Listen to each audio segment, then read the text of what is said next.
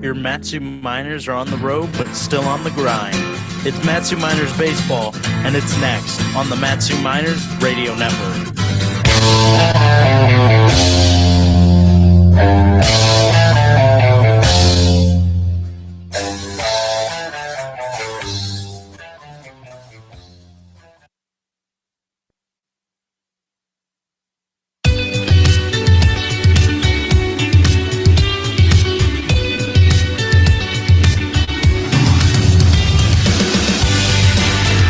Welcome into the Miners pregame show, brought to you by Napa Auto Parts. Here's the voices of the Miners, Kevin Peel and Kyle Howard.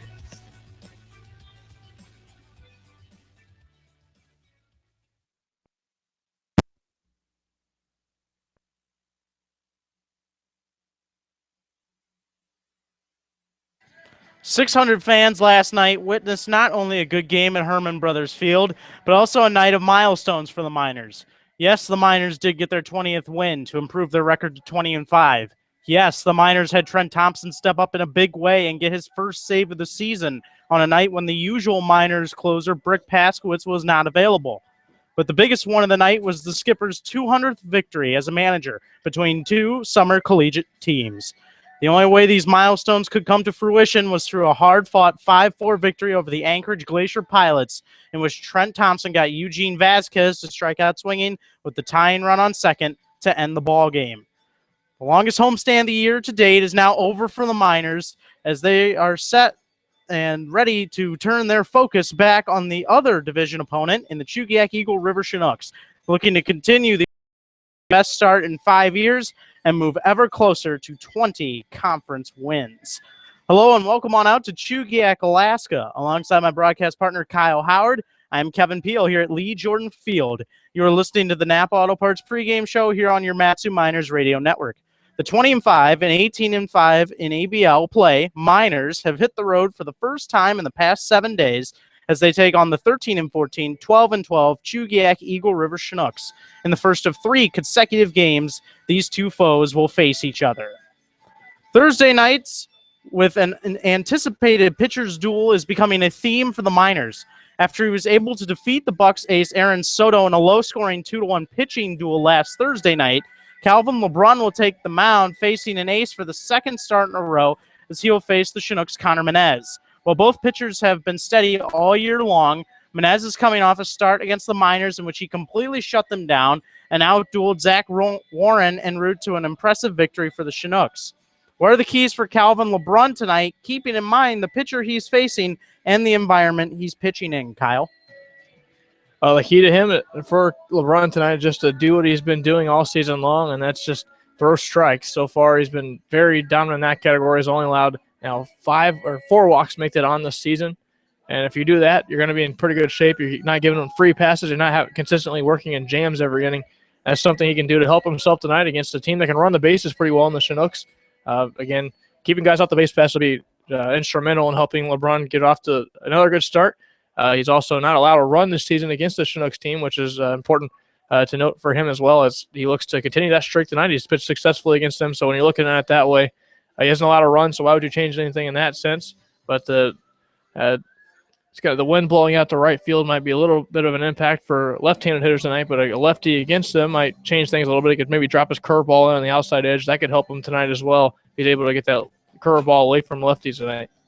Looking at the Miners' batting lineup tonight, you will notice a bit of a shakeup. The hot-hitting J.J. Hancock and Tanner Nishioka are hitting in spots they haven't yet on the season, as Hancock bats second and Nishioka bats third. Could this be a move by the skipper Ben Taylor to throw off Menez and put guys who have been crushing the ball into more favorable positions to do damage? Well, I think it's a mixture of a couple things, Kevin. It is that, I think, to shuffle up the lineup again, not get a little used to the lineup the Miners traditionally bring out there. Manager Ben Taylor good about switching things up on a night-to-night basis and not keeping consistency there. And that's it. So sometimes they'll keep the same guys in there for a couple nights in a row, but he's able to, because the guys have been hitting so well, he's been able to shuffle them around quite a bit. But on the other end, he's giving a couple guys days off tonight, which we'll get to later on who those might be. But it's part of the game to give guys days off as they're playing constantly in baseball, just a night-in, night-out thing. And they've played a lot recently. He's giving a couple guys days off tonight as well, so that just happened to fall against Connor Menez tonight. After an extended period of time out of the lineup, a familiar face returns to the middle of the lineup to face the Miners. It's the 5th game back for Chinooks star Cameron Baranek, whose impact is enormous for this team. He was unable to play in the previous 6-game set between these two as the Miners took 5 out of 6. Baranek is a guy who's reached base safely in every ABL game he has played in. Kyle, talk about what type of impact he can have on this game and how different of a lineup this is for Chugiak when he is in there. He adds a lot of punch into this lineup as far as getting on base at least. Before the injury, had 6 stolen bases, so he's kind of trailed off a little bit since then. Obviously, with the leg injury, they're not going to try to run him as much as they had in the past. Also going to start in a different position tonight, which we'll get to later on to try to preserve his legs. But since he's come back, he's been pretty good in the lineup for them. 5 of 18 and is a 278 clip, and that has doubled once, has scored 3 runs and driven in 2 runs, both of those last night. So certainly to have that in the order is something that's important to have, a little bit of speed. Obviously, again, they're not going to try to run him too much, but it's nice to have that on-base percentage guy and a guy that can score some runs for you. It's almost time for baseball here in Chugiak between the Miners and the Chinooks. Later on the Napa Auto Parts pregame show, we'll have the starting defensive alignments and batting orders for you. But coming up next, our pregame profile for today is with Alex Caruso. Stay tuned. You're listening to Miners Baseball on the Miners Radio Network.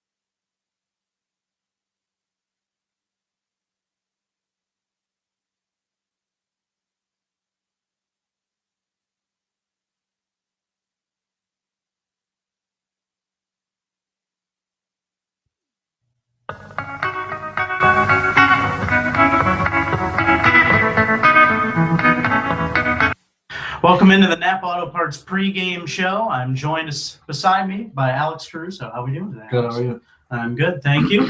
He's going to be the pregame profiles. The Miners about to take on the Chinooks here in just a few minutes. Now, Alex, you come from St. John's University. How has that been experience and being able to play your college ball there? Good. I'll be a senior coming up in the fall, and definitely flown by a lot quicker than I expected. But I love it there at school. I love the ball, and I love the Catholic background that it entails. Of course, and you actually had a big moment there in the Big East tournament. You were named the MVP, and very important probably for you and accolade-wise, trying to enhance your career, but also good to help your team win the tournament. Yeah, it was definitely – that was probably one of my greatest baseball moments, was winning the Big East tournament there at TD Ameritrade. That's where the College World Series is played. Obviously, we wish we could have made it there, but we had a pretty solid team this year, and hopefully we could do it again next year. Of course, and growing up, did you have any other sports that you were thinking of in mind? Any others that crossed your mind, or is baseball always been the one? Football and basketball in high school, but baseball was probably my main goal to try to go to college for. Too small to play both, but I love baseball, so keep it going as long as I can.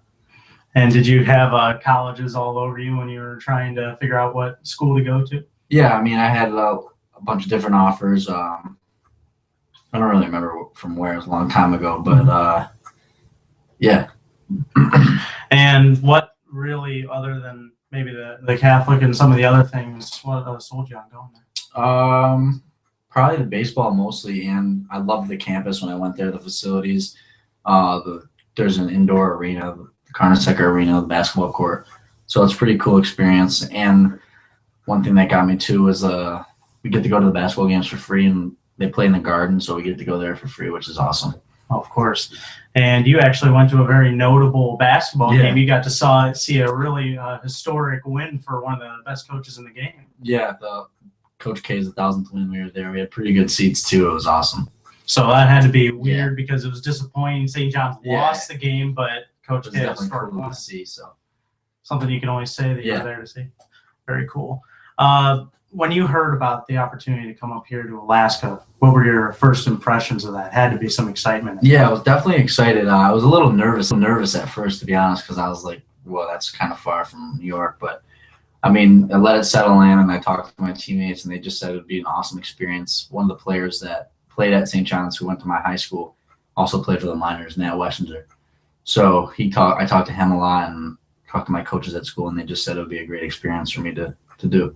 And now you've been up here for over a month. Any crazy, cool experiences, hiking or fishing adventures? I thought the glacier was pretty cool. I fell pretty far down the glacier, but that was fun. And I think we're going to go me and Jake are going to go fishing tomorrow on our off day, so that should be fun. I haven't really got to go like legitimately fishing yet, so we'll see what that has.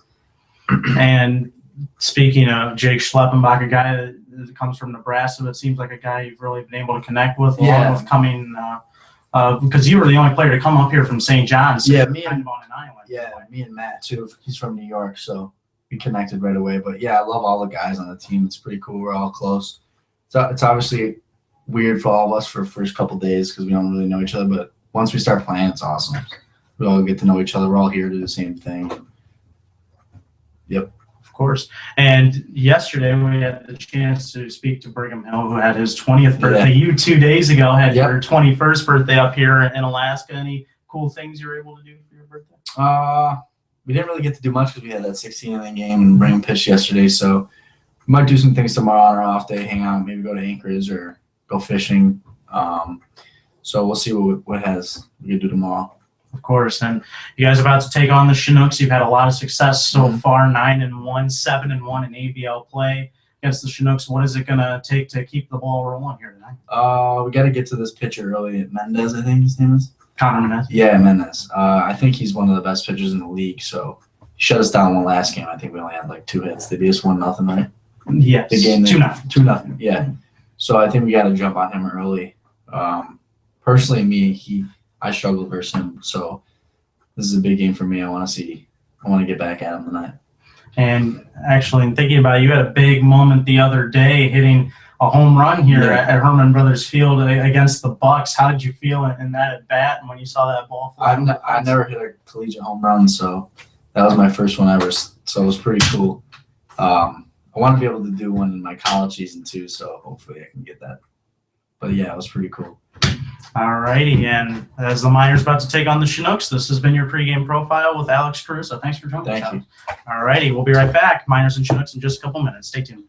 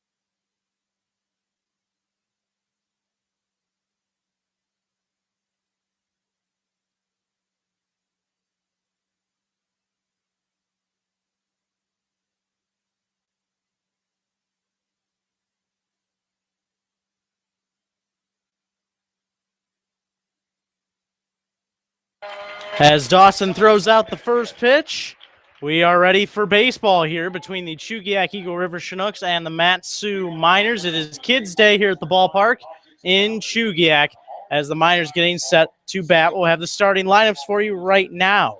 Batting first and DHing tonight for the Miners, Brick Paskowitz. Batting second and catching, J.J. Hancock. Batting third and playing first, Tanner Nishioka. Batting fourth and playing center field, Alex Caruso. Batting fifth and playing short today is Niles Nygaard. Batting sixth and out and right, Chris Hall. Batting seventh and playing second base, Jake Schleppenbach. Batting eighth and playing third, Jed Fagg. And batting ninth and playing out and left, Connor Wanhanen. The starter tonight for the Miners, Calvin LeBrun. Now looking for the Chinooks starting lineups. It will be Patrick Cromwell leading off and batting third. DHing and batting second, Matthew Ferrudo. Batting third and playing out and left, Cameron Bronick. Batting fourth and catching, Tyler Boxwell. Batting fifth and playing first, Michael Staudinger. Batting sixth and playing out in center, David Morton. Batting seventh and playing right field, Caleb Potter.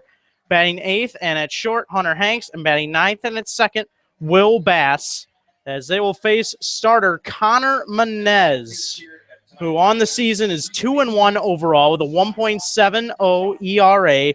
Starting his seventh game of the season, he has pitched 31 2/3 innings, 27 strikeouts, walked 12, and has given up just 15 hits in those 6 games. He is 6'3", 185 pounds out of the Masters College, and he is on the hill tonight looking for another win. Of course, his previous performance, the win over the Miners, not this past Sunday, but the Sunday before, the 2-0 Chinooks win here in Chugiak, in which he shut down the Miners. He's going to look for similar success tonight, Kyle.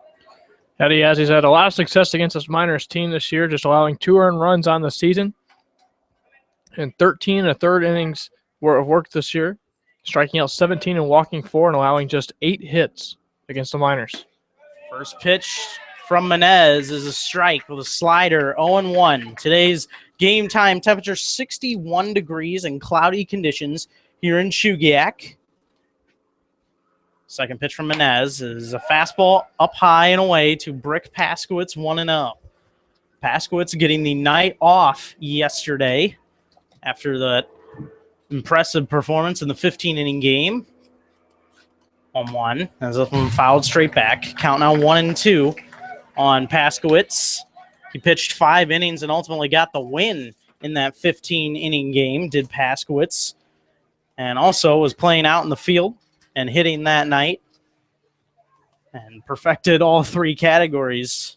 Seen him do well in that category now 3 games this year. As this one grounded towards second, Matthew Ferrudo tries to make the throw. That's Will Bass, and his throw gets past Staudinger at first, as it was a tough play in between first and second.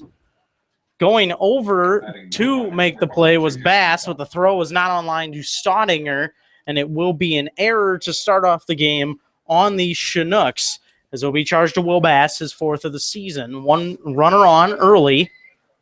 They're going to overturn the call. It is a hit for Paskowitz, as it was in a tough spot. And now J.J. Hancock will bunt this one foul down the first baseline. 0-1. It'll be tough to score that one on air because the second baseman Bass had to go almost toward first base, back behind the bag to make that play and spin and throw in time. Throw a little bit offline because he was off balance as he delivered to first base. Nice leadoff hit for Paskowitz. Menez from the stretch. The 0-1 pitch is up and high and outside for a ball with a fastball. 1-1 the count. Wind blowing out towards right center field today, so pitcher's duel expected, but if someone gets a hold of one, especially a left-handed hitter, it's going to travel a long way. 1-1 is up and in for a ball. Another fastball by Menez. Count now 2-1 on J.J. Hancock, who caught all 15 innings of that game the other day and did very well at that. It's always a tough challenge for these catchers, even sometimes in some long 9-inning games, but a 15-inning game is a different animal all in itself. 2-1 is popped foul by J.J. Hancock and out of play. Count 2-2. a foul ball or home run does damage to your car, visit the folks of the Valley's locally owned and operated Napa Auto Parts. They're in Big Lake, Palmer, and Wasilla. Visit www.napaalaska.com. Proud sponsor of your internet broadcast. Missing outside is Menez with a fastball. 3-2. Looked like it was at the knees. But home plate umpire for this evening, Jim Leiser, said it was a bit outside. Base umpire will be Jim Shulock. Full count pitch. Instead, they're going to try and pick off Paskowitz. They give him in a rundown. Now with the ball is Hanks. Back to Staudinger, who will make the tag of Brick. And he will be caught stealing here in the first inning. As Paskowitz must have been trying to take off on that play. It was a good move by Menez. He's picked off a couple runners against the Miners this year. Gets another one there in a big spot. Count still full on Hancock, but now one out and the bases are empty. Makes it a much less dangerous situation, at least for the time being, for the Chinooks southpaw. Full count pitch to Hancock is popped foul again. Out of play down that third base line. We're by the Chinooks bullpen. Going back to the pickoff move, he has a little bit of deceptive move, does Menez. A low kick as he heads to the plate, so it's kind of hard to tell if he's going to go home or not. 3-2, line hard, foul again. Same exact spot by Hancock. Count remains full. Well, the good news is for the Miners, they're at least getting that pitch count up here very quickly in this inning.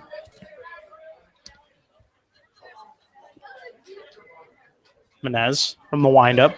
3-2 is a called strike as Hancock tried to check his swing, but it was a called strike, and he will strike out. So 2 gone here in the top of the first inning.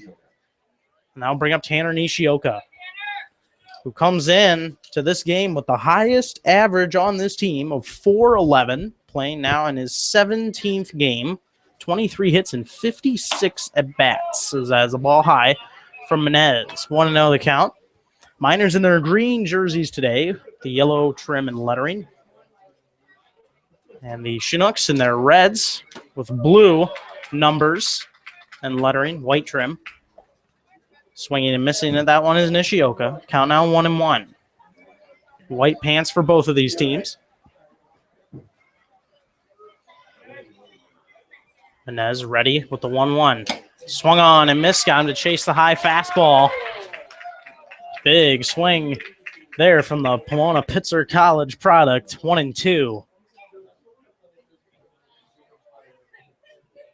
Also has scored 10 runs on this team. He is one of 4 Miners that have double-digit runs scored on the season. Swung on and missed. Got him with a slider inside, and that retires the side. So Menez works around a leadoff base hit. No damage done. Chinooks coming to bat in a scoreless game in the bottom of the first. You're listening to Miners Baseball on the Miners Radio Network.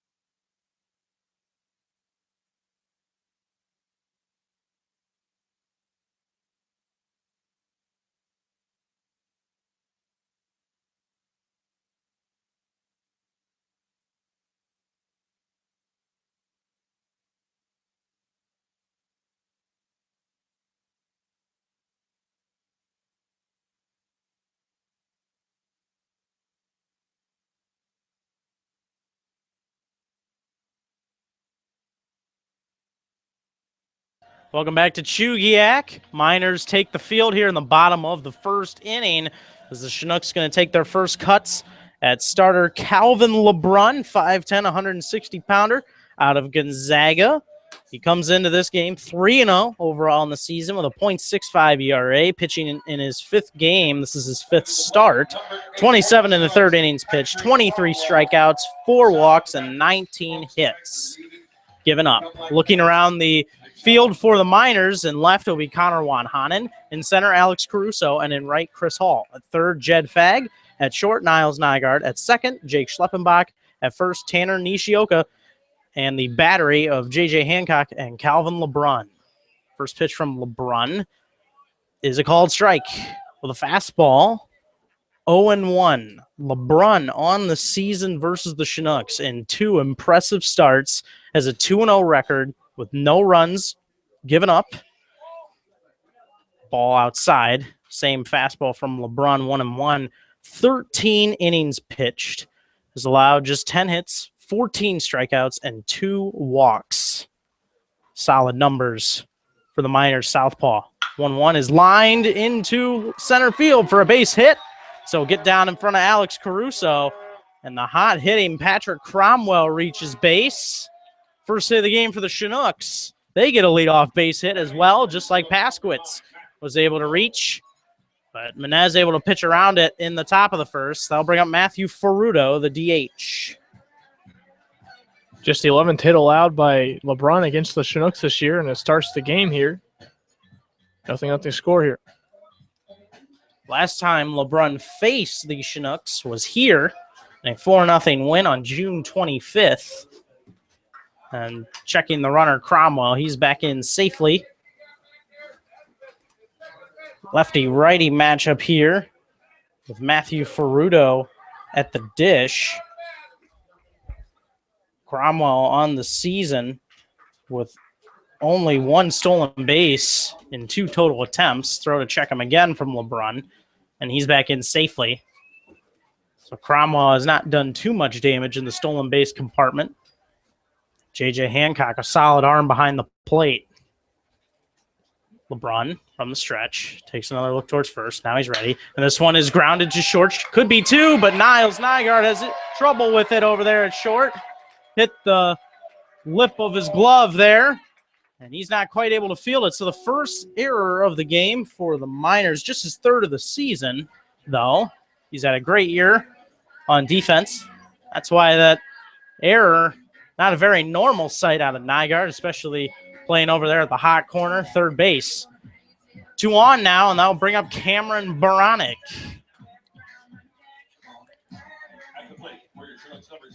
Baranek since returning to the Chinooks lineup, he's 5 for 18 with a 278 average. This one is bunted nicely down that third base line. LeBrun was going to try and make the throw to third, and the bunt was so perfect that he couldn't go to third, had to try to turn back around and go to first, and instead Baranek beats it out. So another hit. And the Chinooks in this first inning have loaded the bases with no one out, and that'll bring up Tyler Boxwell as the pitching coach, Matt Greeley, going to come out and have a quick chat with the Miners lefty, Calvin LeBrun. A little bit of bad luck for LeBrun so far. Only 1 ball has left the infield, but their bases are loaded and nobody out. After the error by Nygaard just a moment ago, and a ball was hit sharply to short.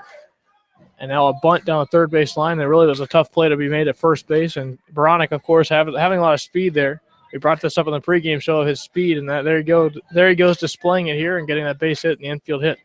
And I guess the thing that is to remember, even though Baranek did have that leg injury, I think the Chinooks trying to nurse him back a bit. He's normally their center fielder, but having him play out in left today is that he still has great speed, even though he's coming off that leg injury. They're just trying to be a little careful with him by putting him in left. He's able to leg out that bunt. I mean, the number 3 hitter with a big bat, 259 average, pretty good on the season. And they decided to lay down the bunt, and they caught the Miners off guard there as no one was really cheating in. And it was perfectly placed down that third base line. So the base is now loaded for Tyler Boxwell. LeBrun takes a look towards second. Here's the pitch. This one's grounded towards first. Nishioka's going to come home for 1. The throw to first is not in time. Gets over the glove of Nishioka, but a nice job by Jake Schleppenbach to back up the throw. So it'll be a fielder's choice. Cromwell's thrown out at home. Boxwell is on first. Base is still loaded, but a big out there for LeBrun, and it took just 1 pitch to do it. Now they'll bring up Michael Staudinger. Smart play by Nishioka to go home there, and nearly got the double play as well. And he was very alert at first base, knowing exactly where he needed to go with the ball, and that's where they got the out there. Michael Staudinger with a .250 average on the season coming in. And that is a called strike from Calvin LeBrun with that slider. 0-1. Fastball, slider, and change. 3-pitch arsenal for LeBrun. He works all 3 pitches very effectively. 0-1. Another slider. That one missed low for a ball. Count 1-1 on Staudinger. He's driven in 10 RBIs on the season, is one of 5 Chinooks to do so on this roster. Their leader is Will Bass with 13. 1-1. As this one is lined down the line fair and into the corner. 2 are going to come in to score for sure as Ferrudo comes in. Baronic comes in, trying to come in, and is safe is Tyler Boxwell on a 3-run double by Michael Staudinger down the third base line. And the Chinooks jump out to a quick lead on the Matsu Miners here in this one. They lead 3-0 on their 3rd hit of the game. And it is a big one as Staudinger drives in RBIs number 11, 12, and 13 on the season. A ball that was just very well placed. Went towards that Chinooks bullpen down the third base line. And it was a tough play for Wanhanen to get in quickly as all 3 runners able to come in to score, clear the bases. Staudinger on second. And a 3-0 lead for the Chinooks. That one low for a ball to David Morton. Count now 1-0. Morton hit his first home run of the season last night, has 5 RBIs, average up to .268, playing in his 17th game. 1-0. There's a fastball hit well to center field. Backing up is Caruso. He will make the catch. Tagging is Staudinger. The throw is a laser, but it's just a bit offline and not in time. Solid throw to the infield there by Caruso. Did about as good as he could have there, considering he was all his momentum was carrying him away from third base. Runner moves up to third.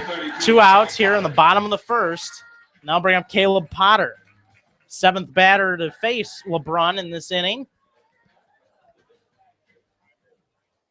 From the windup and the first pitch. Swung on and missed. Fastball by LeBrun. 0-1. Caleb Potter on the season. As an 0-1 is low for a ball from the slider. 1-1 the count. Caleb Potter with a 154 average coming into this one. And has driven in 4 RBIs on the season. 1 extra base hit, which was a double. Tipped into the mitt as he threw the fastball by him that time. 1-2 the count. Potter playing in his 16th game, and this is his 40th at bat of the season. 1-2 is high for a ball. Another fastball. As LeBrun bringing the heat in this at bat. Count now 2-2 on the Chinooks right fielder, Caleb Potter, out of West Virginia. 2-2 is check swing. Did he go? He did not, says base umpire Jim Shulock, and that'll fill up the count. 3-2.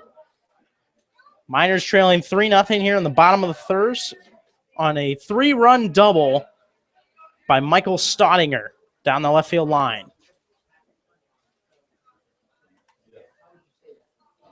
Sixteenth pitch of the inning for LeBrun, and this one's grounded to short. Should be an easy play for Nygaard. Will throw on to first and get Potter by a step to retire the side, but a lot of damage done. Michael Staudinger's RBI double plates 3 in this bottom of the first.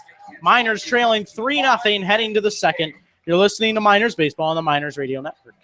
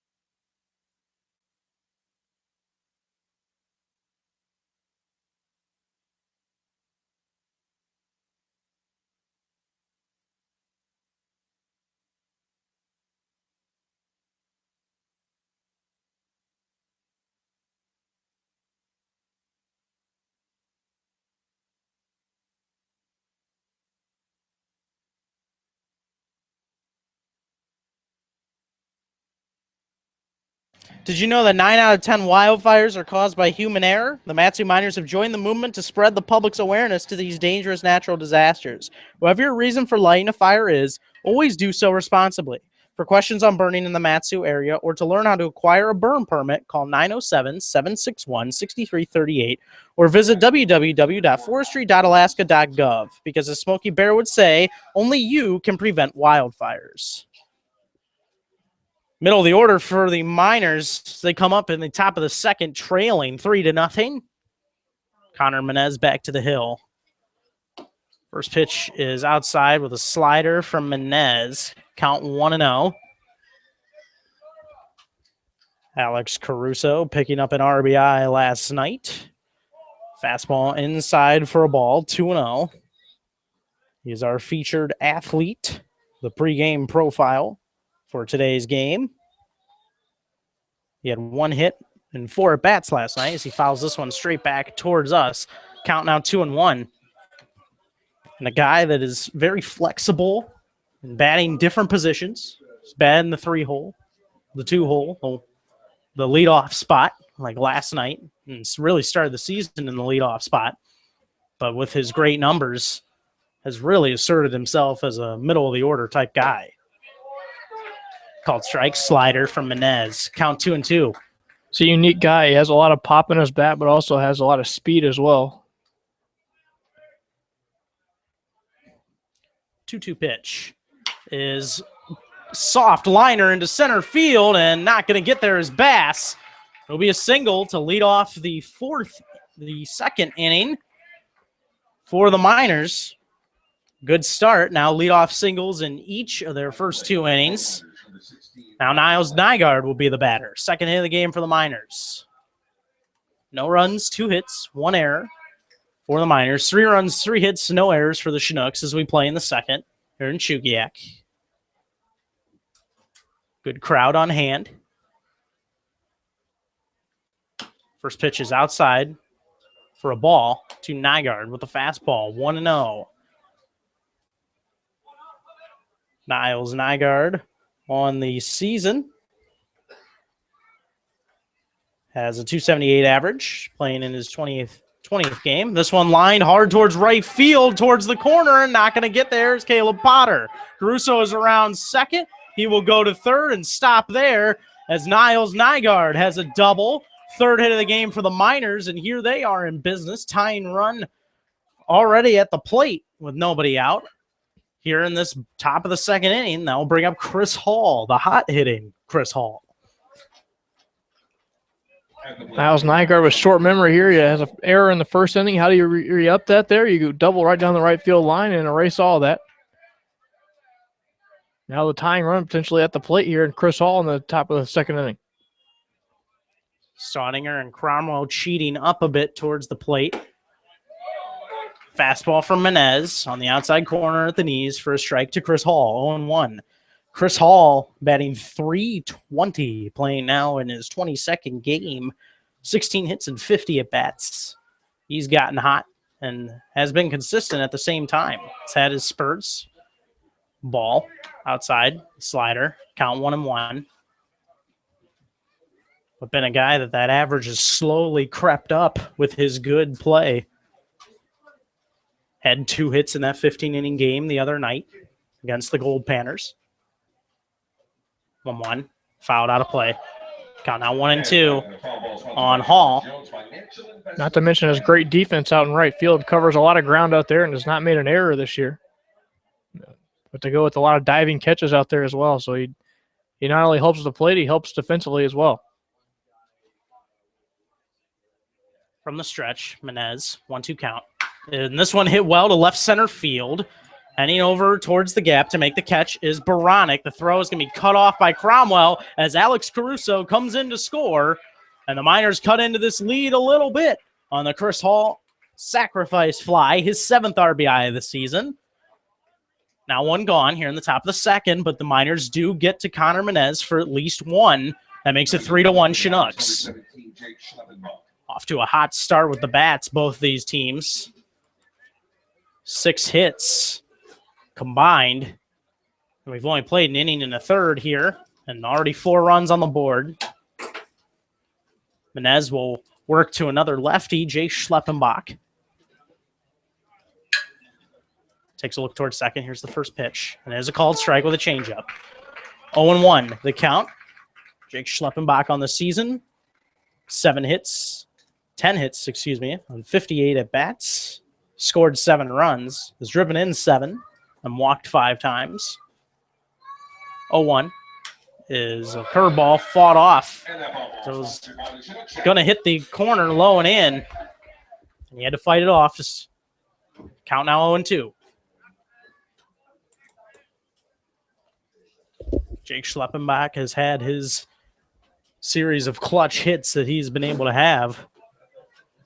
Multiple hits that have broken ties or walked off in games. This one fought off down that third base line again. Foul by Schleppenbach. Count 0-2. Still on him. And the other night, able to reach on a fielder's choice that won the game. That long 15-inning, drawn-out game against the Gold Panthers, which the Miners won 1-0. And he led the charge out around the field as the Miners charged the field in celebration after the hard-fought win. 0-2 is fouled straight back once again by Schlepp. 0-2 the count. Jed Fagg on deck, the right-handed hitter. Miners going with a lot of lefties despite facing the lefty Connor Menez. But this is a Miners team that has a lot of lefties as a whole. Swung on and missed. Got him to chase the curveball low and away. Schleppenbach strikes out. That is the third strikeout of the game for Connor Menez. Here in just his first inning and 2/3. Now the inning will be left up to Jed Fagg. Jed Fagg looking for his second hit of the season, playing in his 8th game. And that one outside for a ball. Want to know the count on Jed. He's walked 4 times, has driven in a run, hit by 2 pitches, struck out 4 times. Going to the hill quickly is the pitching coach, Chris Beck, to have a quick conversation with his lefty. Seemed like he was cruising along pretty good. An interesting decision, to say the least, to have Beck come out. I think he just wants to reiterate that he's done a good job working out of this trouble. He wants to make sure he doesn't make a mistake here and kind of cancel that out here with a base hit off the bat of Jed Fagg. Jed out of the University of Nevada. A good product out of there. His dad being a scout in the major leagues. 1-0 is inside for a ball. Count 2-0. Number 9 hitter Connor Wanhanen on deck.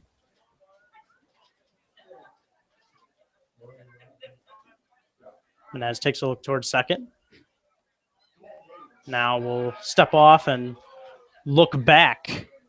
Niles Nygaard, who will retreat. 2-0. Jed Fagg, a solid bat and a good glove, but been tough to find playing time at times with how good some of these players have been playing for the Miners. So this one's grounded to third. Be an easy play as Cromwell flips over there to retire Jed Fagg and the Miners in the top of the second, but they do get one on a Chris Hall sacrifice fly. His 7th RBI of the season cuts the Chinooks lead to 2. You are listening to Miners Baseball on the Miners Radio Network.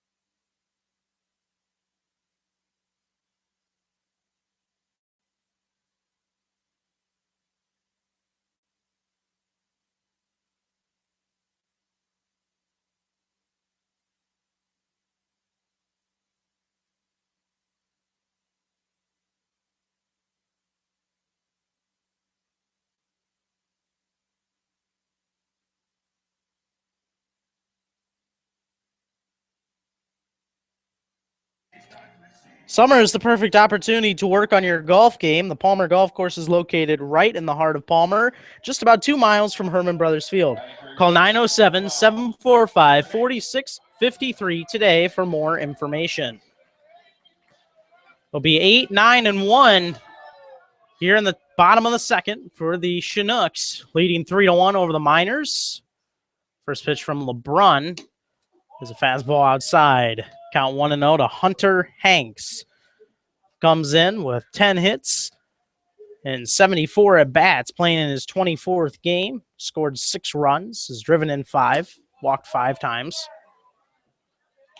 That one just off the outside corner for a ball from LeBrun. Another fastball, 2-0. Hunter Hanks also 2 for 4 in steal opportunities. Tries to bunt and fouls it straight back. Count 2-1. He's struck out almost 20 times. He's at 18. There are 2 players above him in that category. Will Bass with 26 and Holt Davis with 22 strikeouts. Missing again. That fastball just off the outside corner is LeBrun. 3-1. But Hunter Hanks, an everyday shortstop for this team. Will Bass has played shortstop in spot duty at times. Called strike. Change up from LeBrun. Full count, 3-2.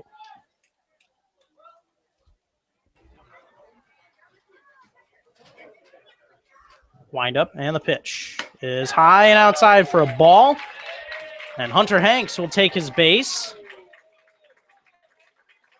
All innings now for both teams. The leadoff guy has reached. And this time it's via the walk to Hunter Hanks. I'll bring up Will Bass, the number 9 hitter. Starting at second today. Double play teammates with Hunter Hanks up the middle on defense.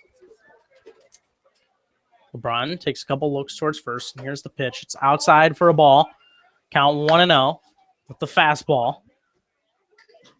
Will Bass on the season talks about that he has the most strikeouts on the team. Comes in with 187 clip, 17 hits total, but has driven in 13 runs. Throw over to check the runner, and he's back in safely is Hanks. Count still 1-0 on Bass. And so even despite the struggles and the sub-200 average, he's been able to knock in a lot of runs.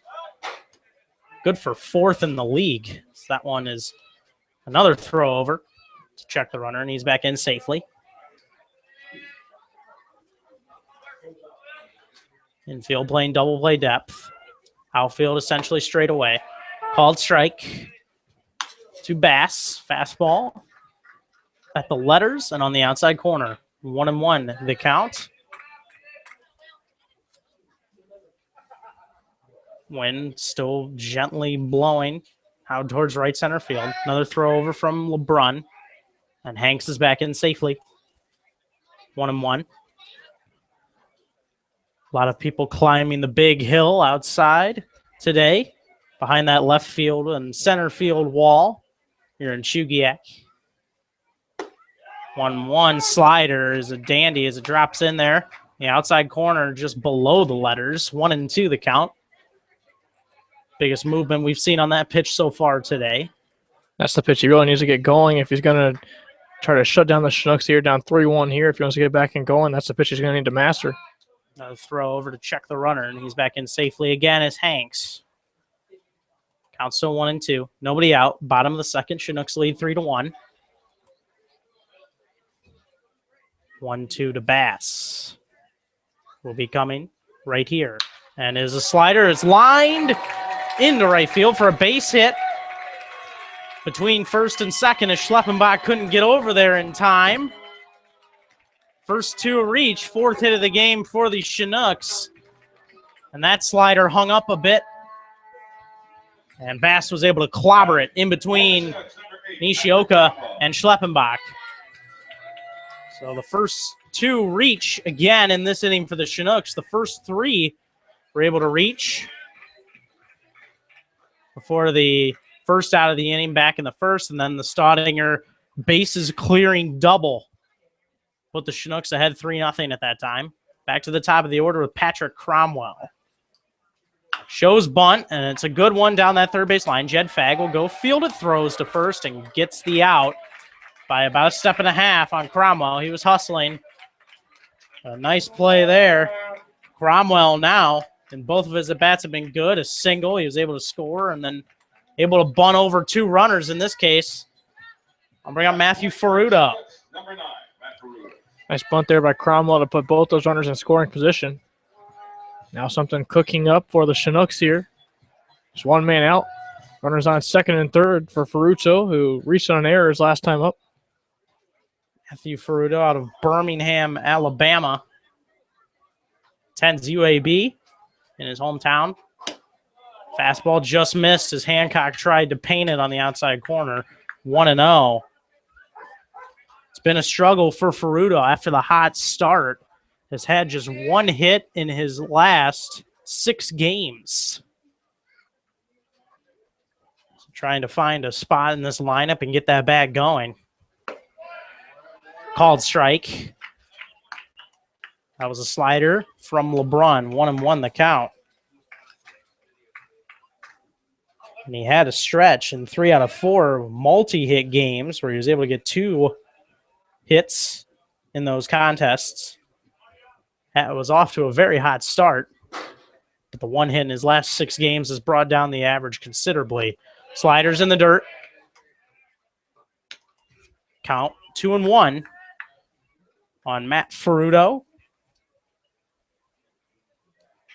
He's another one of these Chinooks that has driven in over 10 runs on the season. He has 10 right now. Staudinger, with that 3-run double, went from 10 to 13 to actually tie for second on the team with Will Bass, now at 13, back in that first inning. Brunn takes a look towards second. 2-1, infield pulled in, and the slider misses just below the knees, inside. 3-1. There is a base open, just in case he loses him. Then he'd have to face the dangerous Cameron Baronic. J.J. Hancock having a word with his pitcher. Make sure everything's all set. Fans trying to cheer for a single here by Matt Ferrudo, which could plate 2. Infield playing in here, though. So Ferrudo trying to find a hole. 3-1. And this one line hard towards right. Chris Hall will make the catch. They're going to send the runner. The throw home is almost cut off by Nishioka. And now heading towards third is the base runner. At second, that was Will Bass, who's able to move up, and Hunter Hanks in to score the 4th run of this game on the sacrifice fly from Matthew Ferrudo. Drives in his 11th run of the season here in the bottom of the 2nd inning. Threat not done. Now 2 outs, 4-1 Chinooks. And I'll bring up Cameron Baronic. A strong throw from Chris Hall. Nice catch out there. The ball would actually hit the bat lip in the batter's box, which would bounce away from the catcher, making it a tough play for LeBron to nip the runner at third. And that is a ball low and away to Cameron Baronic. 1-1 slider that was from LeBron. Baronic reached on an infield single, bunt variety, back in that first, and scored on the Staudinger double. Called strike on the outside corner by LeBron. 1-1. Chinooks getting 3 in the bottom of the first and 1 here in the bottom of the second. That slider started right at Baronic and cut all the way down to just above his knees and hit the inside corner. 1-2 the count. LeBron trying to work himself out of this one. Keep the deficit at 3. This one is grounded up the middle. Nygaard tries to get to that one. Goes off his hand and into short right field. Another run going to come in to score. Second error of the game for the Miners. That one will cost them a run as they trail 5-1 here early on in this contest. Nygaard being moved to shortstop today. It's the balls are coming at a little bit of different angle for him today. And today, a couple of balls have been hitting off the infield grass, so they come off at a weird angle, and been a tough play for him there. That's his second error of the night now. That plate's another run. And always tough when you have a guy like Cameron Baronic with a lot of speed running down that line, puts a lot of pressure on you to try and make a quick throw. And that time may have taken a look towards first to see where Baronic was before fielding it. So second error of the game for the Miners, and they now trail 5-1 here in the bottom of the second. And the inning not over. I'll bring up Tyler Boxwell. Boxwell was retired in that first inning. That one outside for a ball. Slider from LeBrun. 1-0 the count.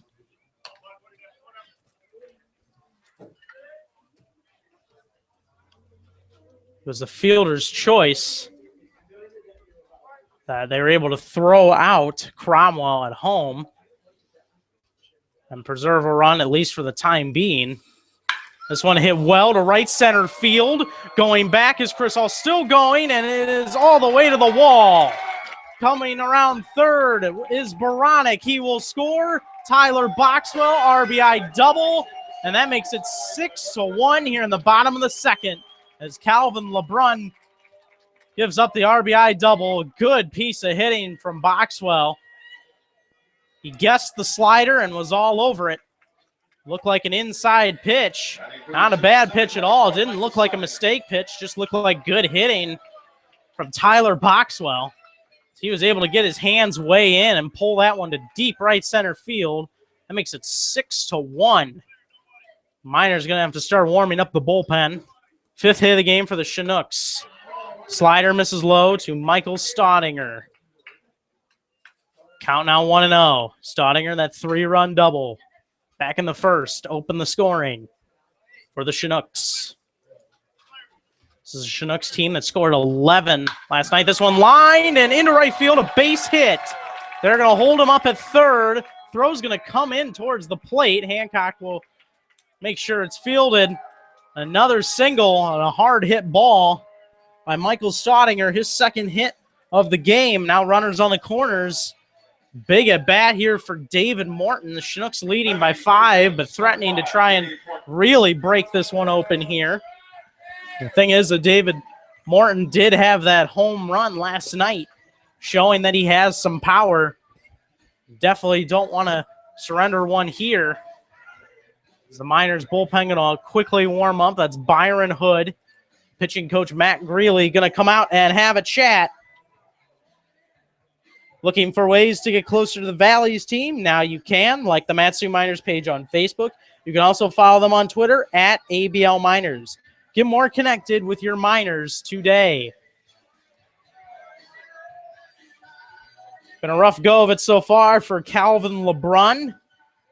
Gave up just 1 run apiece in 2 of his 4 starts. The other 2, he's able to give up no runs. That's 6 given up today, not all of them earned. So there have been some troubles in the field for the Miners. 2 outs, inning not over. Now I'll bring up David Morton.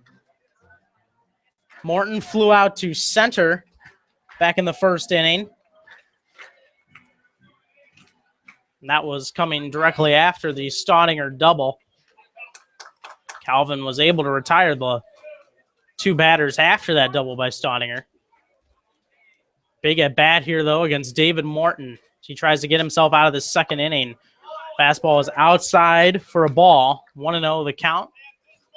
David Morton out of Xavier University.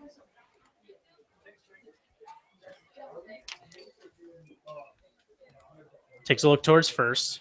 Now he's ready. Here's the pitch. It's a changeup for a strike on the outside corner from LeBrun. 1-1 the count.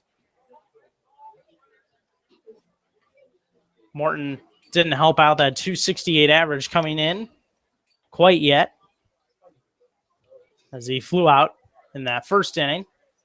Trying to do so now, though, to help that average, as that slider misses away for a ball. 2-1. But when you look at the stats, see the 268, but in reality, in conference play, that average is 20 points higher. He's at 288. Non-conference games killed him a bit. This one's flown to short center. Coming on is Caruso, and he will make the catch to end the inning on a nice defensive play by Alex Caruso, helping out his pitcher, Calvin LeBrun. But not before 3 more come across for the Chinooks here in the bottom of the second. We'll head to the third. Chugiak on top 6-1 over the Matsu Miners. This is your home for Miners baseball.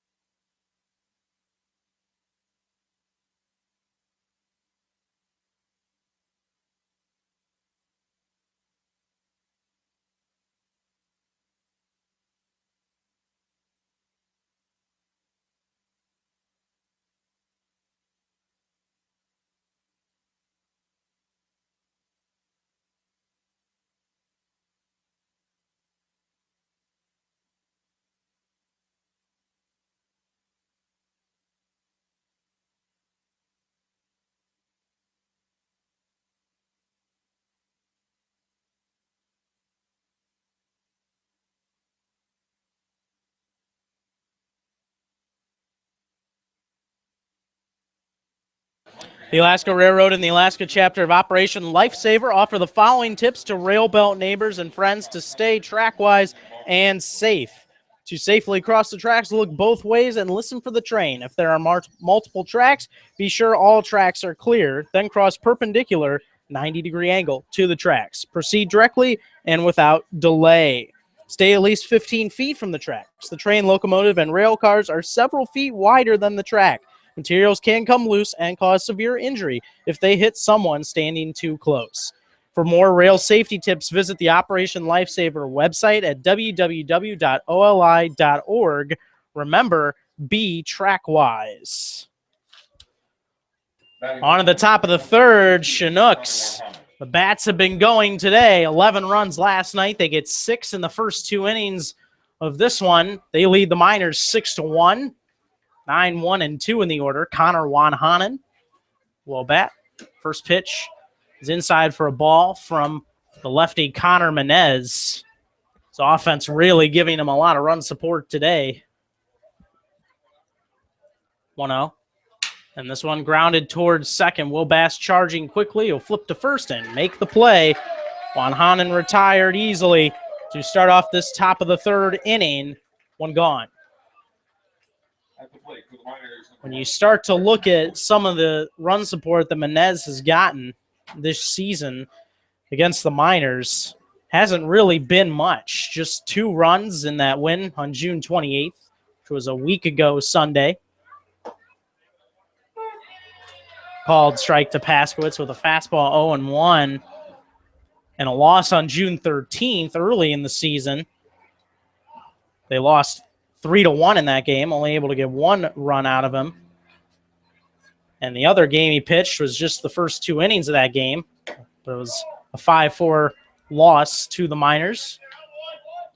That curveball misses inside, count 1-1.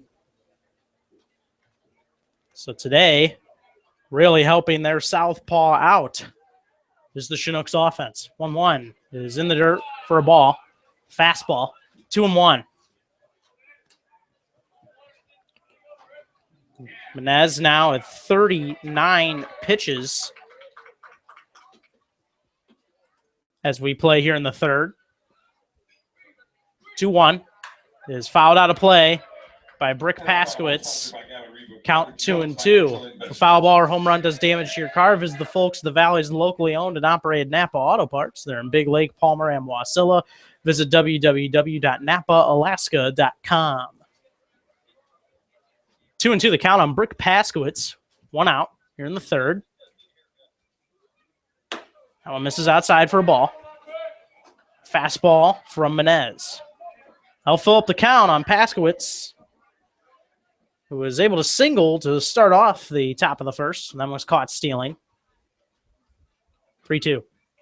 Swung on and missed. Got him to swing through it. Chasing that changeup.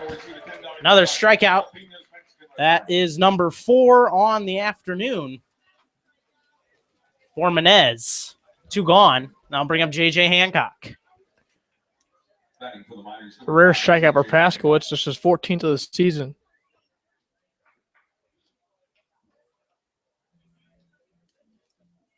Lefty Menez against the lefty Hancock, and this one is in on the handle of the bat and grounded straight back to him. They'll flip on to first, and the side is retired. The Chinooks will take a 6-1 lead into the bottom of the third. You're listening to Miners Baseball on the Miners Radio Network.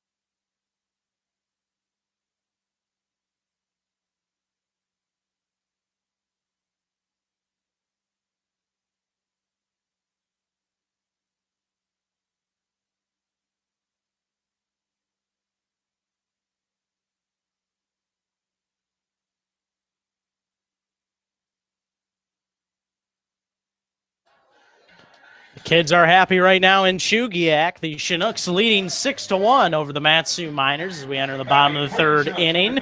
Caleb Potter going to lead off the inning. Hunter Hanks and Will Bass also do up the bottom three of the order.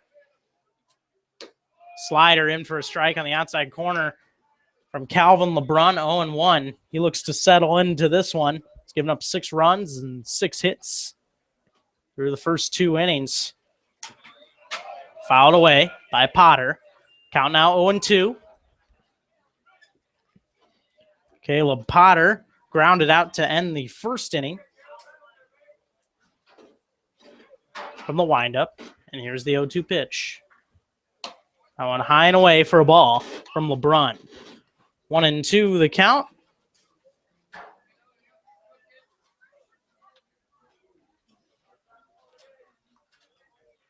And here it is. And this one grounded hard towards short. Nygaard coming over and making the throw in time as Caleb Potter ran into the glove of Tanner Nishioka over there at first. But still able to hold on. And that is 1 out now in the inning for the shortstop, Hunter Hanks. Another tough play for Nygaard there. Took a weird hop on him. Second time, Caleb Potter's grounded out to the shortstop, but a nice play by Nishioka to hold onto the ball as he was trudged over by Caleb Potter. That one missed outside from LeBrun. Fastball. 1-0 the count. Back in the second, Hanks started off the inning, walked, and then scored. 1-0. And this one hit towards left. Going over gently into the gap to make the catches, Connor Wanhanen. 2 gone here in the bottom of the third. I'll bring up the number 9 hitter, Will Bass. LeBron needing a quick pitch inning so far, or to settle himself down a little bit. So far as getting that, it's exactly the kind of start he needs to this inning after allowing the leadoff base runner to reach in the first 2 innings so far. Here in the third now, back-to-back outs to start the inning.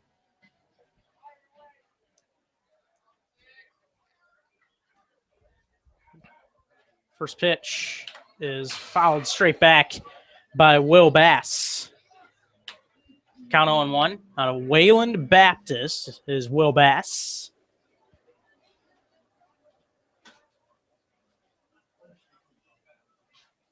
Oh, 1. And a nice slider is a chase by Will Bass. 0-2 the count. 2 outs here in the bottom of the third. The Miners trailing 6-1. 0-2 pitch. Swing and a miss. Got him with a slider low and in. Calvin LeBrun, 1-2-3 inning. Go the Chinooks. We head to the fourth. Kyle Howard will take over the play-by-play for the middle innings. Chinooks up 6-1. You're listening to Miners Baseball on the Miners Radio Network.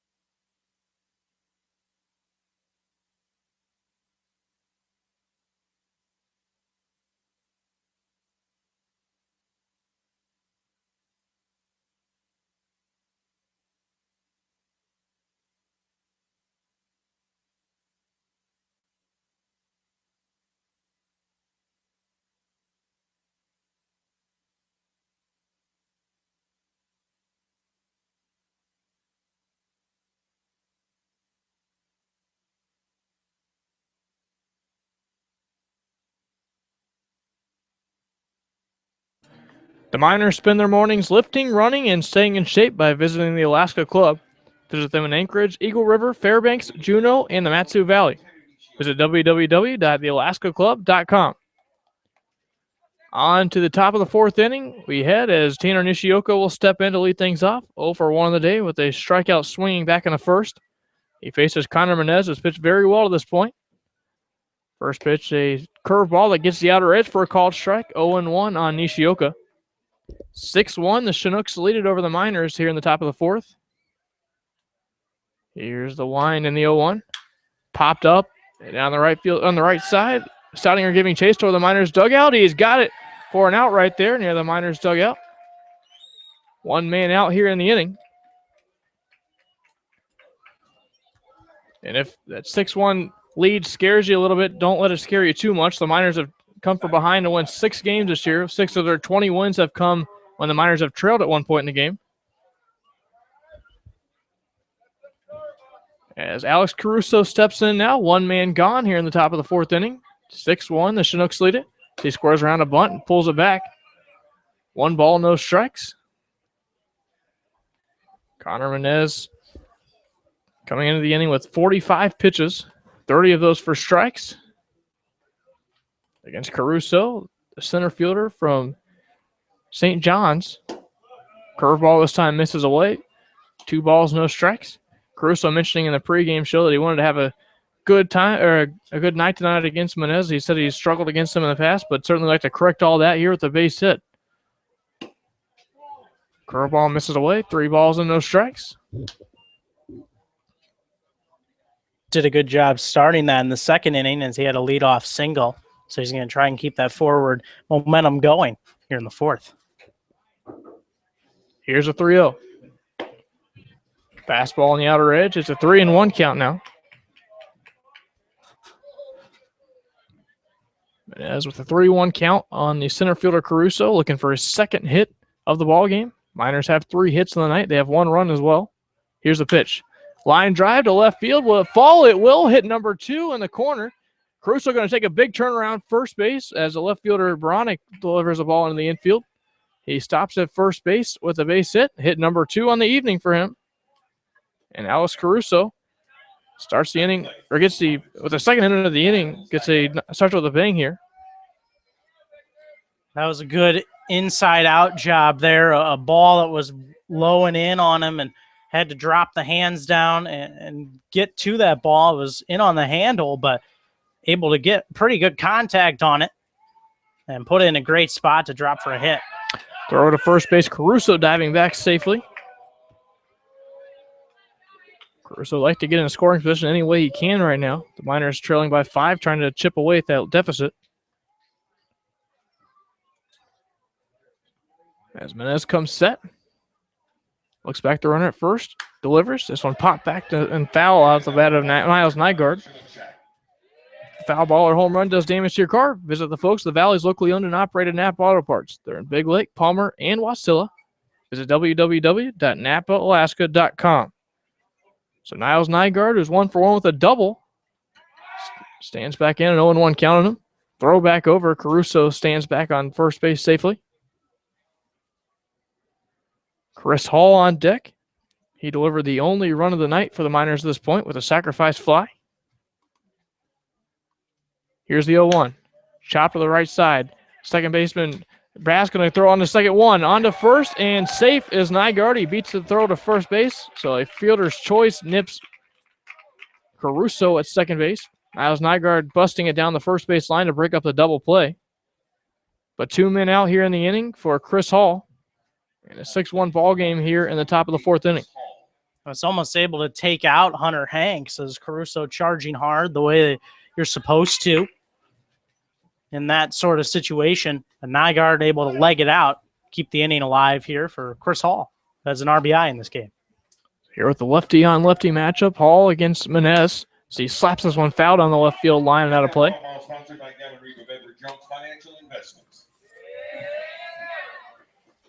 Chris again with that big hit against Mississippi State for Tennessee this year that sent Tennessee to the SEC tournament. Now throw back over and safe at first base is Niles Nygaard. Having some family in town right now is Chris as well. Obviously, the big engagement for him just this past week. Here's a pitch. Squared around to bunt is Chris Hall, but he pulls back. Takes a pitch outside for a ball. 1 ball, 1 strike to him.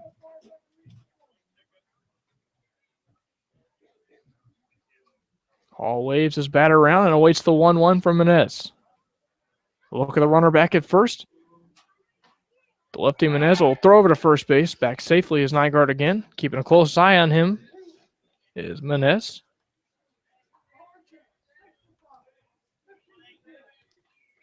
(6-1). The Chinooks are on top here with 2 outs here in the top of the 4th. Here's a pitch. Line drive to right. It will fall for a base hit in front of the right fielder, Caleb Potter. On to second base goes Nygaard. And Chris Hall stays perfect on the night with a sacrifice fly his first time up. And now a base hit with 2 outs here in the top of the 4th. Another good piece of hitting, finding the right spots. Another tough pitch from Menez. Every pitch essentially is tough against Menez because he's got such good command and able to put it in spots. But 2 great examples of Alex Caruso taking a tough pitch and getting into the outfield. That time Chris Hall putting it in a spot that the Chinooks fielders couldn't get to it. As a first pitch curveball on the outside edge called for a strike against Jake Schleppenbach. Jake struck out swing his first time up. Outfield and infield will stay straight away with 2 men gone here in the inning. 6-1 Chinooks lead. Flare off the end of the bat to the third base bag. The third baseman Cromwell going to pick it up off the bag and step on the bag for out number 3. Actually, they're going to say it's foul now. Now they're going to converse about it, I believe, is Jordan Vieira. He's already a couple of steps out of the dugout saying, why is that foul? The ball appeared for us to have hit the bag. It will be discussed between the umpires here. And it is a strike. They say, so Schleppenbach catching a break here. It would have been an easy play for Cromwell at the third base bag. But nonetheless, a strike. It's 0-2 count on him. Still another chance for him to drive home a run with a runner standing on second base and a runner on first also. Should he put one on the gap? That was another pitch inside that kind of handcuffed Schleppenbach. Was able to get contact on it. He'll take the break of that one going foul. Still has another chance to knock in some runs here. Here's the 0-2. Fastball down low for a ball. 1 ball, 2 strikes now on Jake Schleppenbach.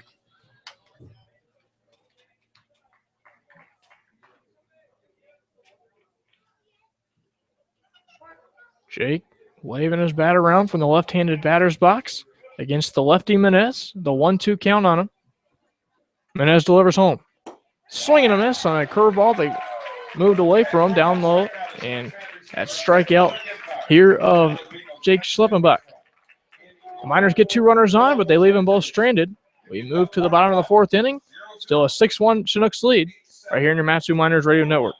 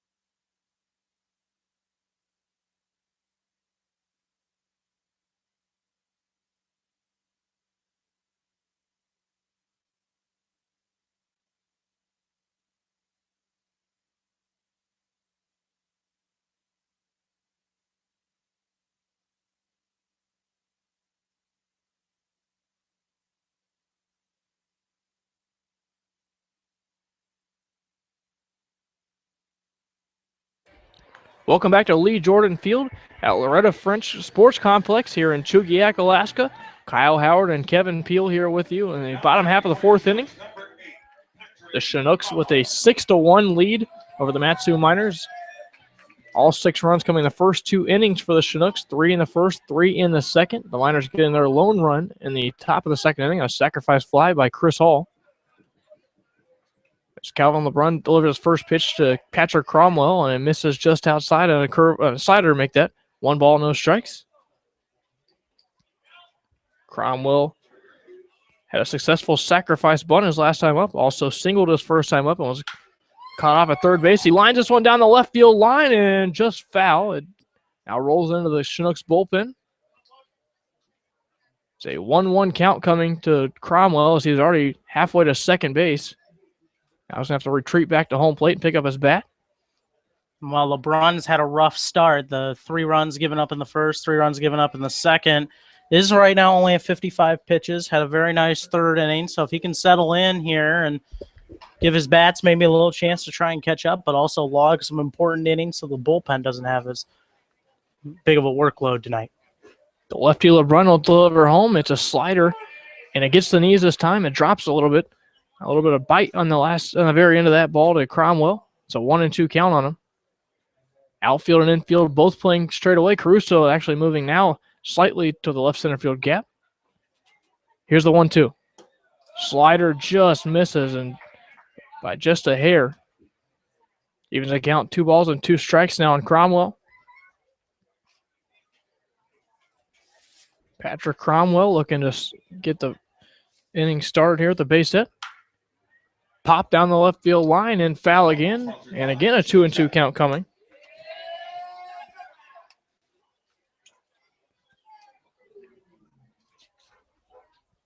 Cromwell from Santa Ana College. Here's a 2-2. Curveball chopped past the mound onto second base, and firing in time is Jake Schleppenbach. Took about a 2-hop on Schleppenbach as it bounced over the hill. 1 man gone here in the inning. And now with the 4-3 ground out, it brings up Matthew Ferruccio. Ferruccio today reached on an error back in the first inning, would come around to score then. Also had a sacrifice fly to right field when Chris Hall tried to cut off the runner at the plate, but the throw just a little bit offline.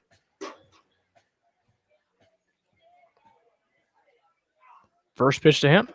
Fastball down low in the dirt. It's a 1-0 count now on Ferruccio.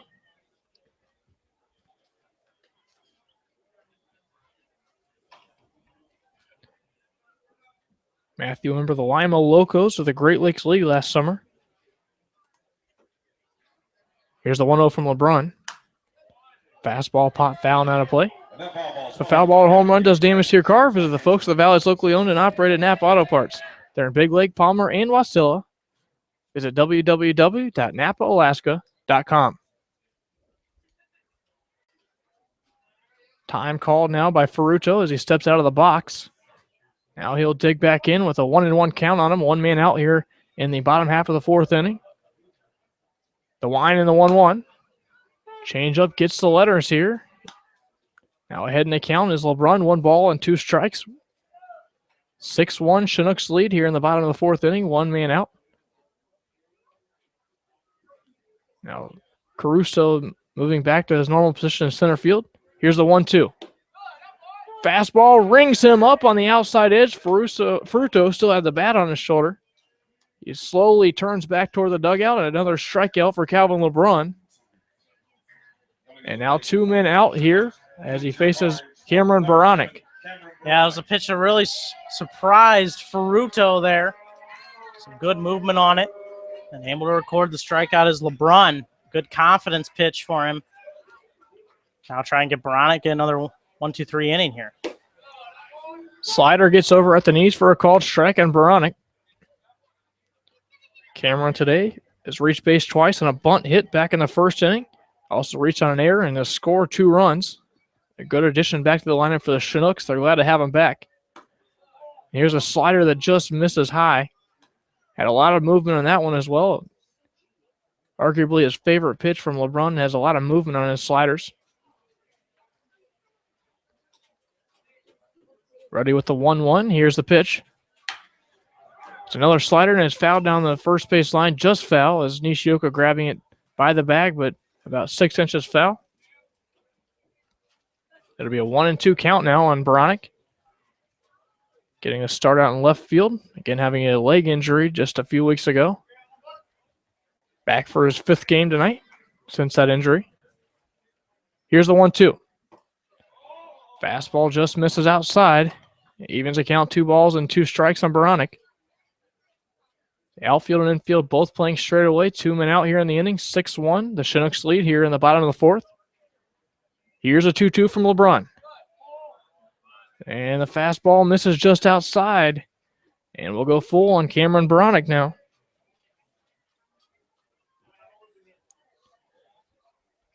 Baronic, who had a .521 slugging percentage in 2015 at Santa Ana College. It's called strike 3 on the slider. Down looking goes Cameron Baronic. Back-to-back strikeouts ends the inning, and another 1-2-3 inning for the lefty LeBron. Head to the top of the 5th. Miners look to rally here. It's 6-1. They trail it to the Chinooks. Listen to Matsu Miners Baseball on the Matsu Miners Radio Network.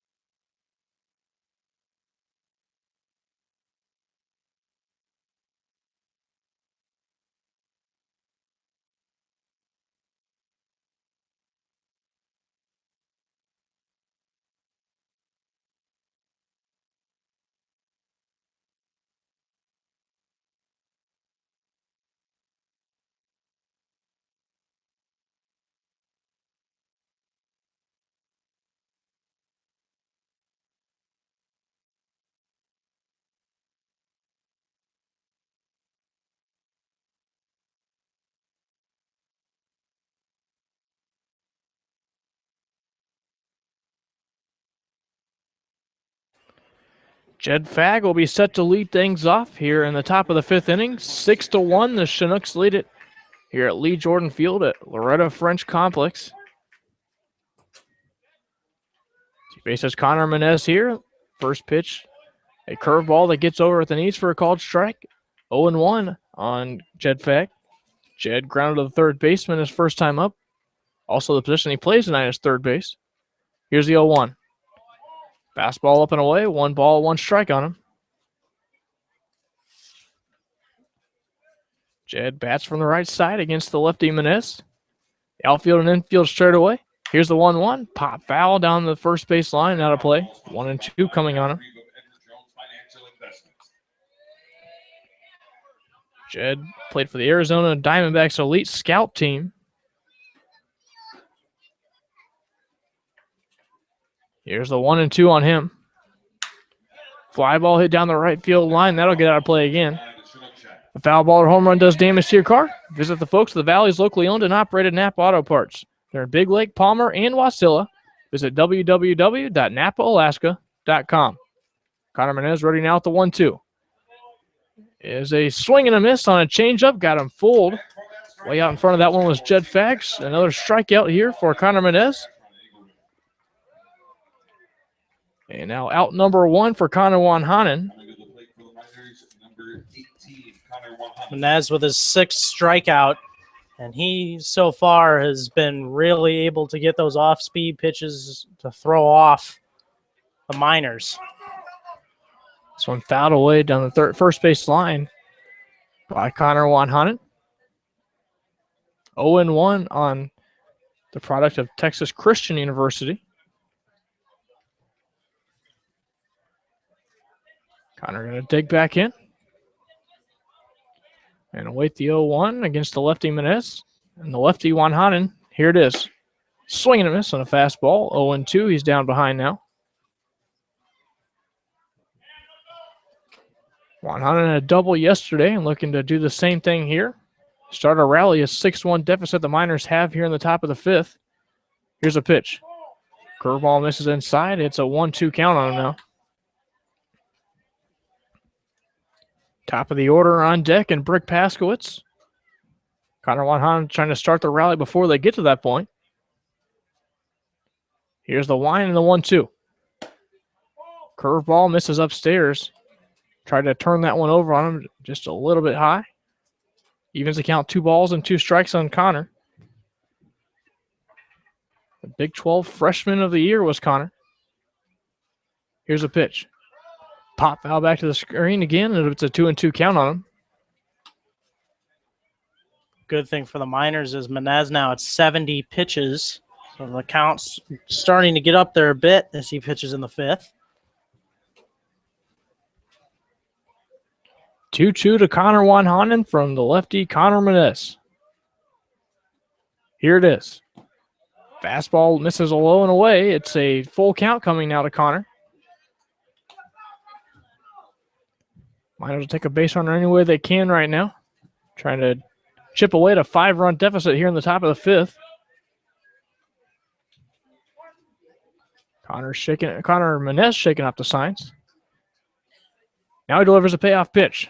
Curveball got him looking right down the middle. It started way inside and moved right across the plate for a strikeout looking of Connor Wanhanen. Connor Menez getting a lot of movement on that last curveball. Had Wanhanen fooled badly in that one. So back-to-back strikeouts to start the inning, and that'll bring up the top of the order and Brick Paskowitz.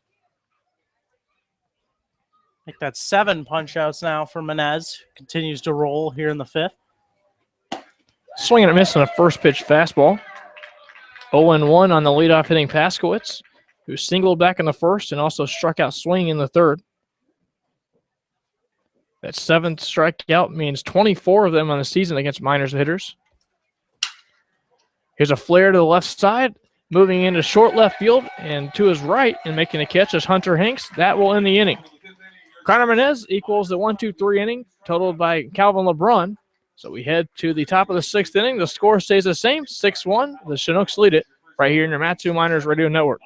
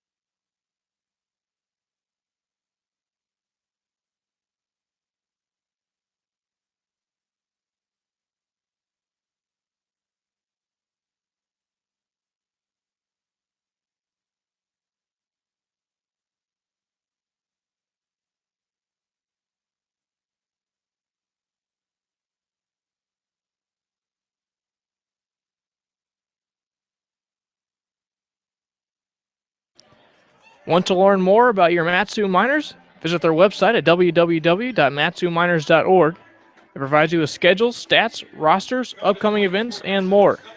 MatsuMiners.org, the official website of the Matsu Miners. We head to the bottom of the 5th inning now, 6-1. The Matsu Miners trail it to the Chinooks. First pitch, a slider in there at the knees for a called strike. This to Tyler Boxwell. Boxwell reaching base twice tonight, scoring both times. Here's the 0-1 to him. Slap to the first base side, and Nishioka going to take this one to the bag easily. Out number 1 here in the inning. He's retired for the first time after reaching on an error back in the 2nd. And also doubling in a home run his other time up. So that'll bring up Michael Staudinger. Staudinger with that big blast back in the 1st inning that cleared the bases. Came with 1 man out that scored 3 runs on that double. Here's the 0-1 to him, or the first pitch to him make that. Slider moving away from him. It's a 1-0 count.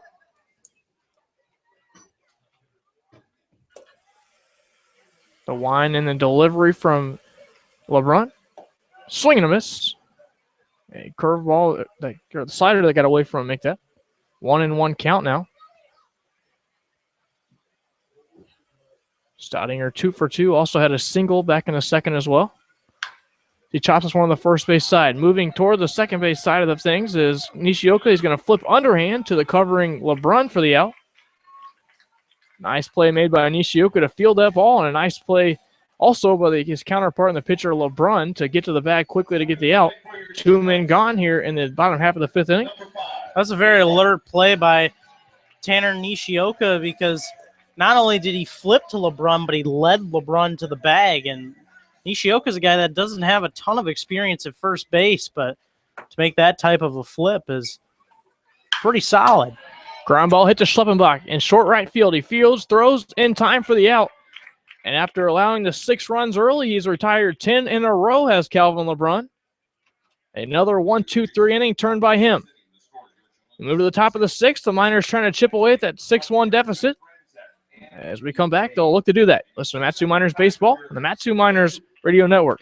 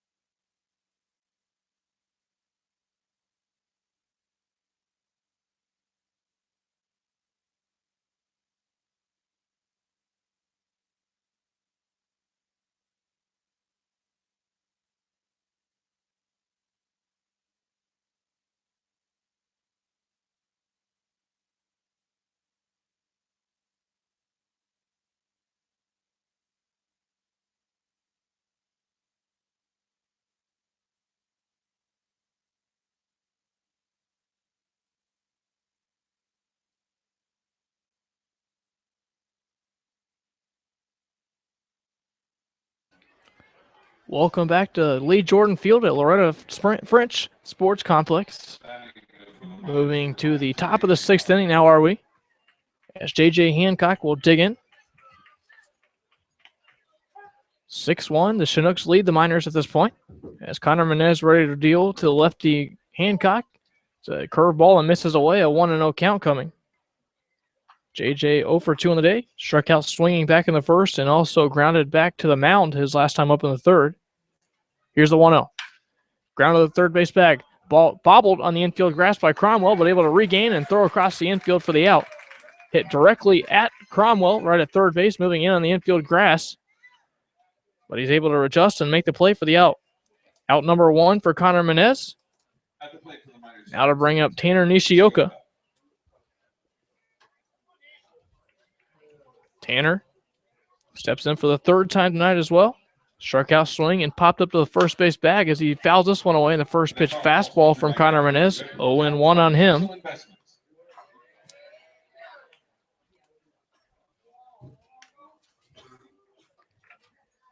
Connor Menez looking in for the sign, winding and firing. Ground to the third base bag again. Fielding toward the third base bag and firing across the infield again is a beautiful play by Patrick Cromwell. He fielded across his body toward the third base bag and fired in time across over to first base with Michael Staudinger covering. Quickly 2 outs for Connor Menez, and that brings up Alex Caruso. Cromwell hitting well tonight and also flashing the glove a little bit there with that nice backhand. Got the crowd excited, a couple oohs and ahs. 2 men out here in the inning for Alex Caruso. Takes a first pitch curveball at the knees for a called strike. It's 0-1 on him. Alex, perfect on the day with 2 base hits. Both of those were singles. Here's the 0-1 to him. Curveball down and away for a ball. 1 ball, 1 strike to Alex.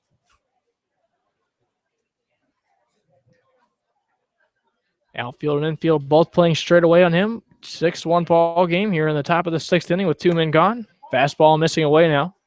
2 balls, 1 strike to him.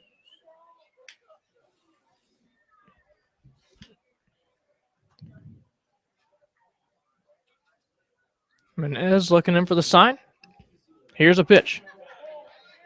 Fastball down low, misses. 3-1 now on Caruso. Caruso trying to reach base for the 3rd time in as many at-bats. Here's the wind, the 3-1. Fastball down low, misses now. On to first base goes Alex Caruso, the third time he's reached, this time by a walk. And now a 2-out base runner for Niles Nygaard. Nice patient at bat there from Alex Caruso.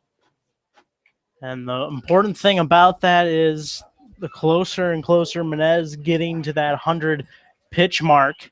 Menez is on his game today. He's really had some good stuff. Has given up 5 hits, yes, and 1 run, but has really had a good curveball and good slider today.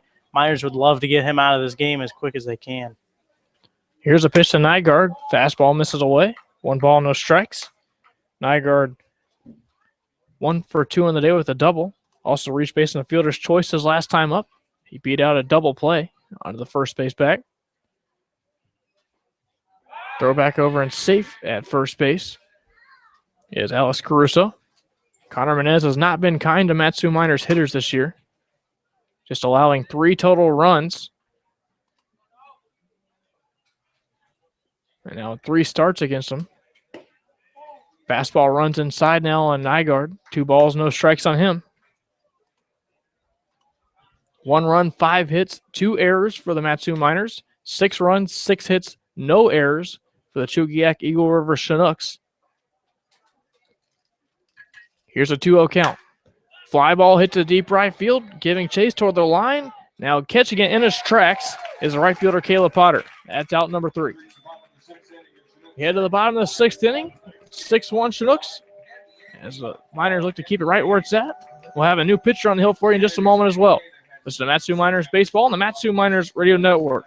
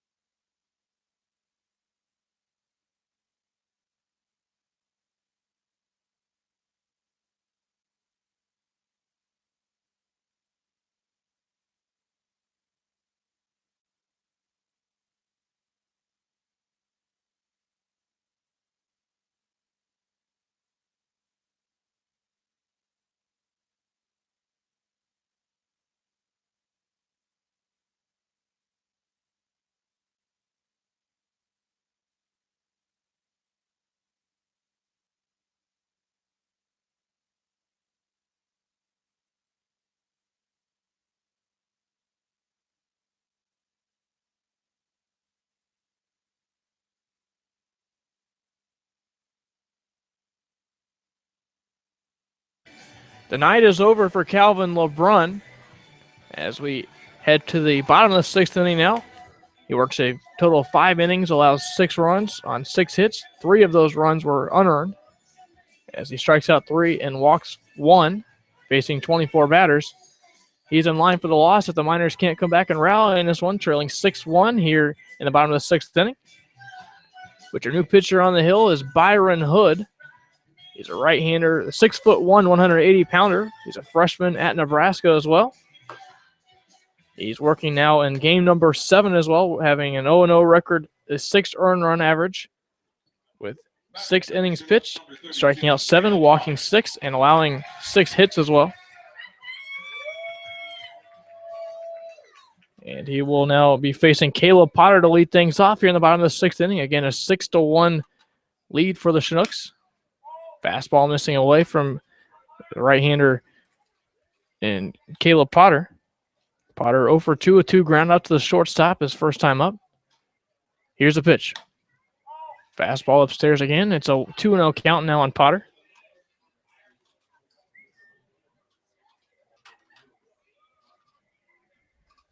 Byron Hood winds and fires.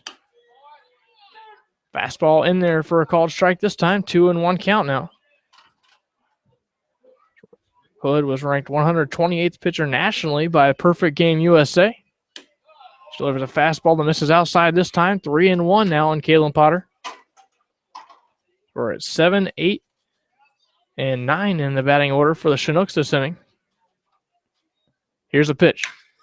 Fastball hit well to deep right center field, giving chase in the gap. That's going in the gap is Caruso. He grabs it up against the wall. Stopping at second base with a double is Caleb Potter, a leadoff double off his bat. So now a runner will be on second base for Hunter Hanks. The ball was tattooed by Caleb Potter. Ball that he took inside and was able to pull the hands in and swing hard. The ball just kept fading away, partially with the breeze there away from Caruso. Chris Hall was on his horse too, just not quite able there to get it. 7th hit of the game for the Chinooks here in the bottom of the 6th, trying to add on to that 6-1 lead. For Caleb Potter, double number 2 on the season for him. Ground ball to the right side. Moving toward the first base bag is Schleppenbach, firing in time for the out. Out number 1, but on to third base. Advances Caleb Potter. Another runner standing 90 feet away from home plate for the Chinooks here. At the bottom of the 6th inning is that'll be Will Bass stepping up. And they can try and manufacture this run if they want to via bunt or sacrifice fly. Miners are going to pull the infield in here, though. They don't want to give up another run. Trailing 6-1 at this point are the Miners. Want to chip away at the lead because they bat in the 7th inning. This one ground to the right side. This will get the job done by Byron Hood. He pumps his fist, happy with it, as Nishioka grabs the ball in the infield grass and takes it to the first base bag. Staying put at third base is Caleb Potter. Could not get any better for him. Ball that sounded like it was hit really hard. May have cracked the bat of Bass. He swung really hard at that one, but the ball did not go very far. Right to Nishioka, who was playing there, just on the grass. Good out for Byron Hood. Now he's got to try and get the hot-hitting leadoff hitter, Patrick Cromwell. Cromwell from Santa Ana College. The single back in the first. The fastball runs away this time on him. 1-0 from Byron Hood. Cromwell also getting a sack bunt back in the 2nd inning and grounded out to the second baseman his last time up in the 4th. Trying to add on to a 6-1 lead the Chinooks already have here in the bottom of the 6th inning and 2 outs. Fastball on the inner edge for a called strike, and it's a 1-1 count on Cromwell. Byron Hood has a hard fastball in there. Threw that one really hard. Ended up on the inside corner. A pitch that he'll continue to develop as he goes along. The 1-1 is a fastball that gets down the dirt, goes back to the backstop, will plate another run. J.J. Hancock grabs the ball on a wild pitch issued by the right-hander in Hood. It's a 7-1 ball game now here in the bottom of the 6th inning. As they double to start the inning off the bat of Caleb Potter, turns into a run, the wild pitch. First run since the 2nd for the Chinooks. All started because of the double by Caleb Potter, and they're able to manufacture a run. Now the 2-1 awaiting on Cromwell. 2 men out here in the inning, a run home. This one bunted down the third base line, foul. Trying to bunt his way aboard and down the third base line, a lot of room over there as Jed Fagg was playing back. But now a 2-2 count on the third baseman Cromwell. And a 7-1 ball game. The Chinooks have the lead. They plated a run just a moment ago here in the bottom of the 6th. Byron Hood trying to keep it right where it's at now. Still no activity in the Chinooks bullpen, so he figures we'll see Connor Menez work the 7th. Here's the 2-2. Pop fouled on the left field line, out of play. 2-2 count coming. With 2 men out here in the inning. The righty Hood facing the lefty Cromwell. The outfield and infield both playing straight away with 2 men out. A run already home here in the bottom of the 6th inning. 7-1 the score. The Chinooks are on top. Here's the 2-2. Curveball got him swinging. Way out in front of it was Cromwell. And Byron Hood bounces back after the wild pitch, striking out Cromwell to end the inning. But the Chinooks do score a run on the wild pitch. As we head to the top of the 7th inning, the Miners find themselves down 7-1, and they look to come back. This is the Matsu Miners Baseball on the Matsu Miners Radio Network.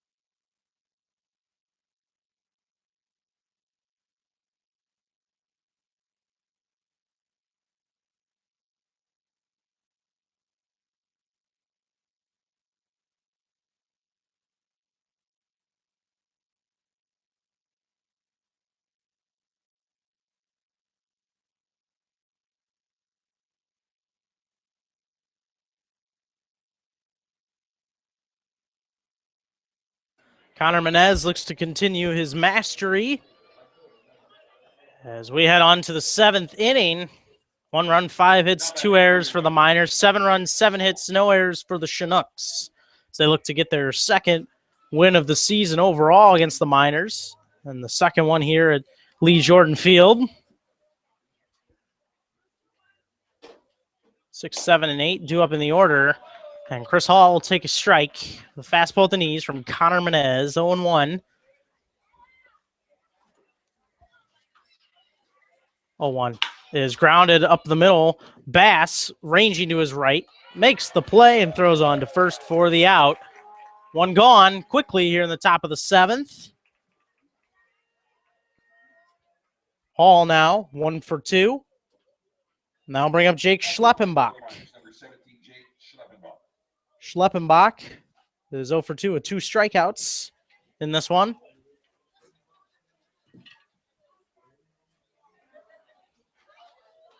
First pitch is popped up and foul, out of play. Count now 0-1 on Jake Schleppenbach. Connor Menez, a guy that has been in the Athletes in Action program, playing with one of their other teams, the Xenia Scouts in Ohio. 0-1. That one up and in for a ball, 1-1.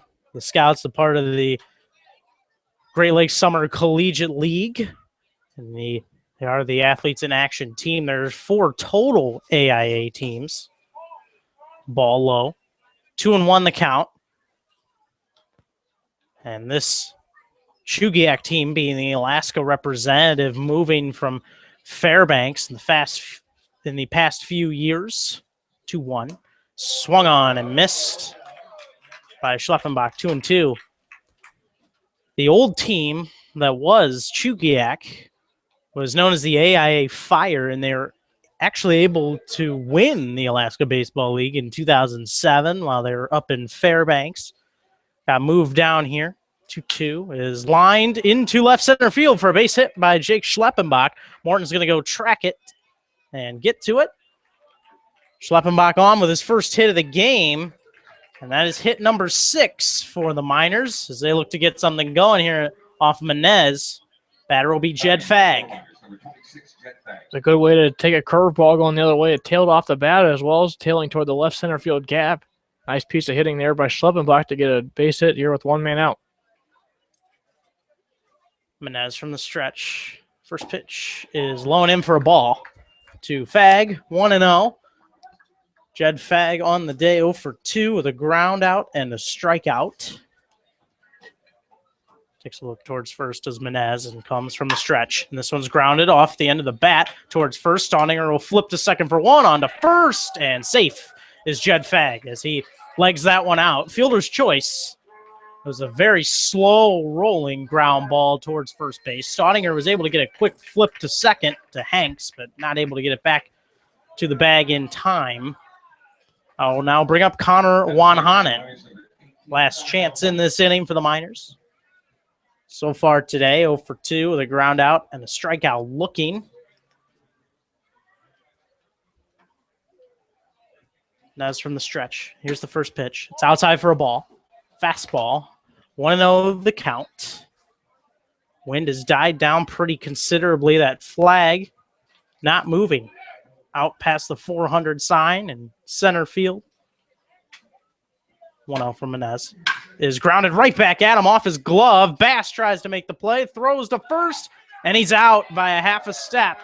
It looked like Wanhanen was going to leg it out and it was going to be an error, but nice play there by Bass to regroup and make the throw in time. We had to stretch time here in Chugiak with the Chinooks up 7-1. You're listening to Miners Baseball on the Miners Radio Network.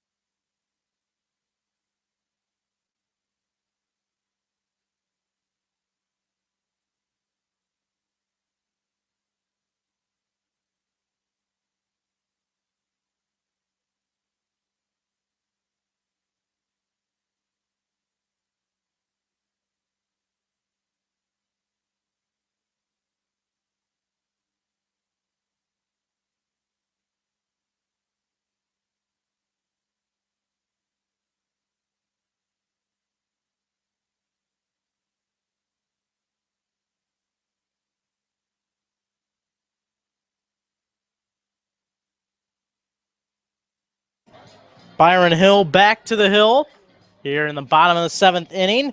The 7th inning stretch brought to you tonight, as always, by the proud ladies at the Cindy Hill Allstate Insurance Agency, located at Mile 3 of the Palmer-Wasilla Highway in Midtown Estates, where you are in good hands, ours. Give us a call or stop in anytime. Cindy, Kelsey, Julie, and Sky are ready to be your trusted advisors.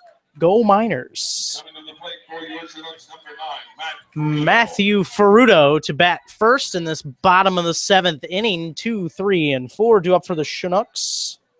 Leading 7-1, Byron Hood coming in to work his 2nd inning in relief of Calvin LeBrun, who went 5 innings tonight. First pitch is a fastball from Hood for a strike. 0-1.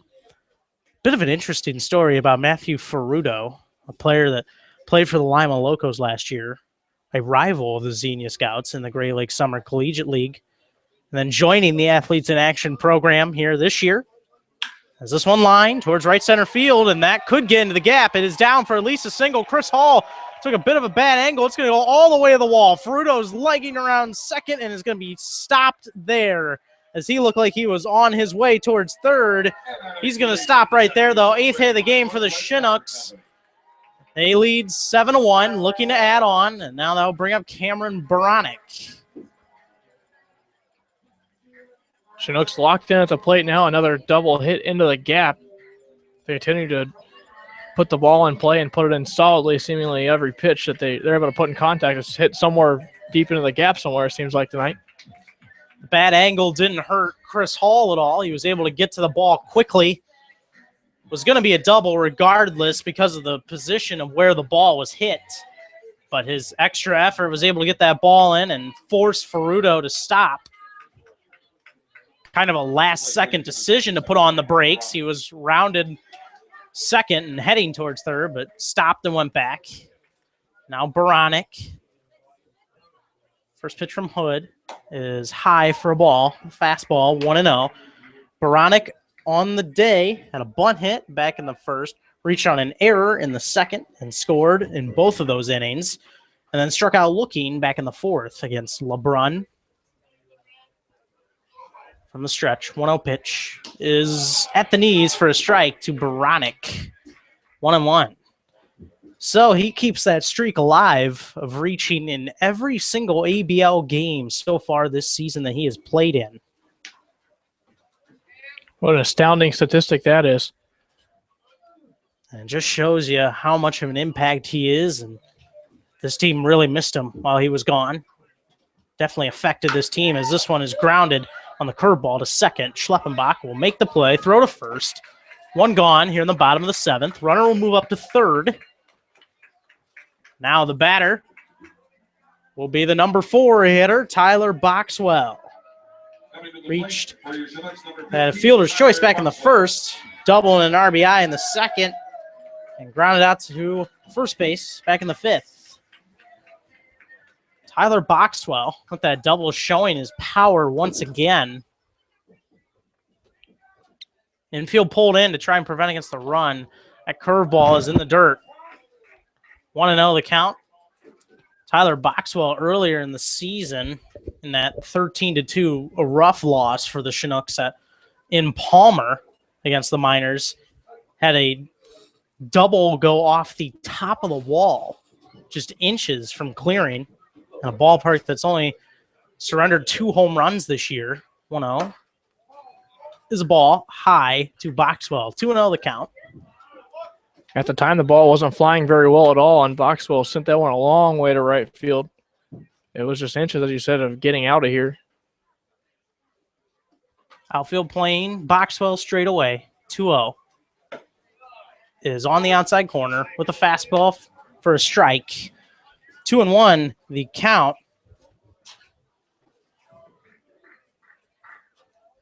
Byron Hood, his favorite MLB team being the Kansas City Royals. A lot of All-Stars on that team in the upcoming All-Star game for the major leagues. 2-1 is a fastball that just missed inside and a little bit low. 3-1. He looks to pitch out of this jam. A wild pitch allowed a run to come in the 6th to extend this Chinooks lead to 7-1. 3-1 pitch is grounded to first. Sliding play by Nishioka keeps the ball on the infield and will step on the bag by himself. Great play by Nishioka. It wasn't a hard hit ball. It was more of a chopper, but he had to get to his left quickly since he was playing in the infield, just like the rest of the infielders. The pitcher, Byron Hood, will have a mound meeting with his catcher, J.J. Hancock, and the pitching coach, Matt Greeley, here for just a moment. If you want to get more connected with the Valleys team, like them on Facebook, and you can also follow them on Twitter at ABL Miners. Get more connected with your Miners today. Well, another nice play at first base by Tanner Nishioka. Funny story about him. He was looking for some playing time, and manager Ben Taylor asked him if he wanted to play that day. And he said, "Sure, coach, I love to play." And said, "Okay, I'm going to go play first base and learn how to play first base." Well, he's doing a fine job at that tonight, making a couple dandy plays at first base. Seems to be learning that position very well over there. And when he continues to swing the bat the way he does, it figures he'll be in the lineup night in and night out. And that was coming just a couple days after that 13-2 win for the Miners over the Chinooks, in which he pinch hit in the 7th and had a 2-run single and then a 2-run double in that game. Called strike on the curveball from Hood to Staudinger, 0-1. Staudinger, the man that got the scoring started in today's game for the Chinooks. 3-run double down that left field line. Plated 3. Cleared the bases. That curveball lofts outside from Byron Hood. 1-1 the count. After that, he was able to single in the 2nd and ground it out to the pitcher back in the 5th. So Staudinger, a good day so far, 2 for 3. On the stretch, 1-1 pitch for Hood. Fastball right on that inside corner, just below the belt for a strike. 1-2. Froze him that time. Looked like he was ready for the curveball. Got the fastball from Hood. It's Matthew Ferruto still on third after the double. 1-2. Is right in about that same spot, but just a little low for a ball. 2-2 the count. On Staudinger.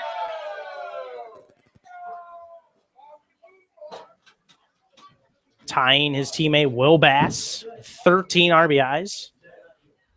Two behind Andrew Mogg, leader, who's 2nd in the league with 15. This one grounded to first. What a diving play by Nishioka. Flip to first to get the out.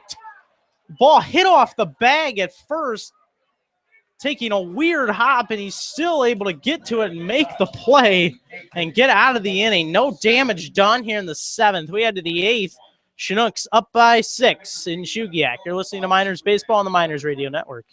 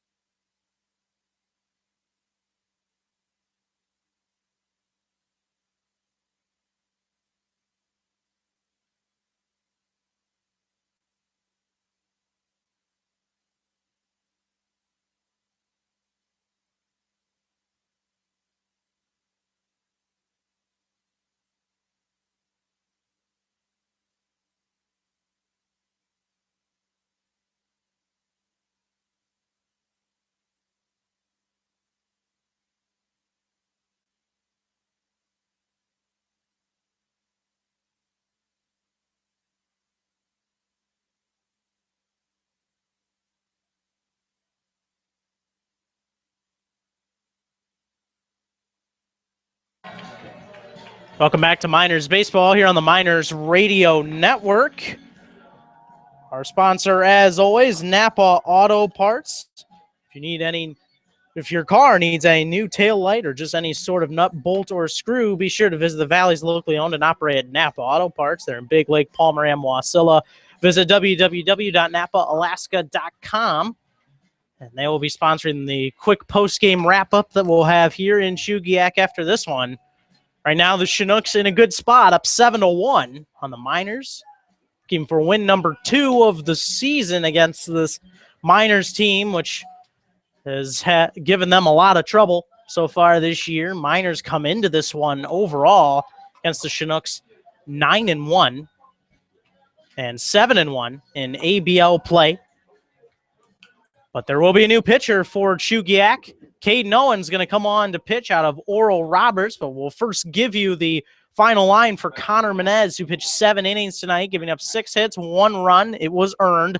1 walk, 7 strikeouts, and faced 27 batters. But another lefty going to come on to the hill to face the Miners. It's Caden Owens.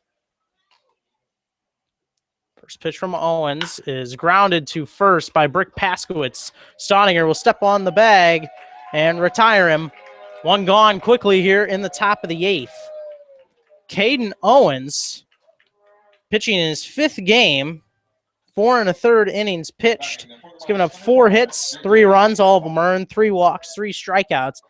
Comes in with an 0-0 record, 1 save, 1 triple, and a 6.23 ERA. Batter Hancock, this one breaks the bat, and it goes up the middle. Will Bass is to range quickly towards the second base bag and flip on to first for the out. Bad break for Hancock as the bat there cracked for sure, as it was a hard liner that ended up being a soft one because of the bat breaking on him. Was a tough break because it likely would have been a base hit had the bat not broken there.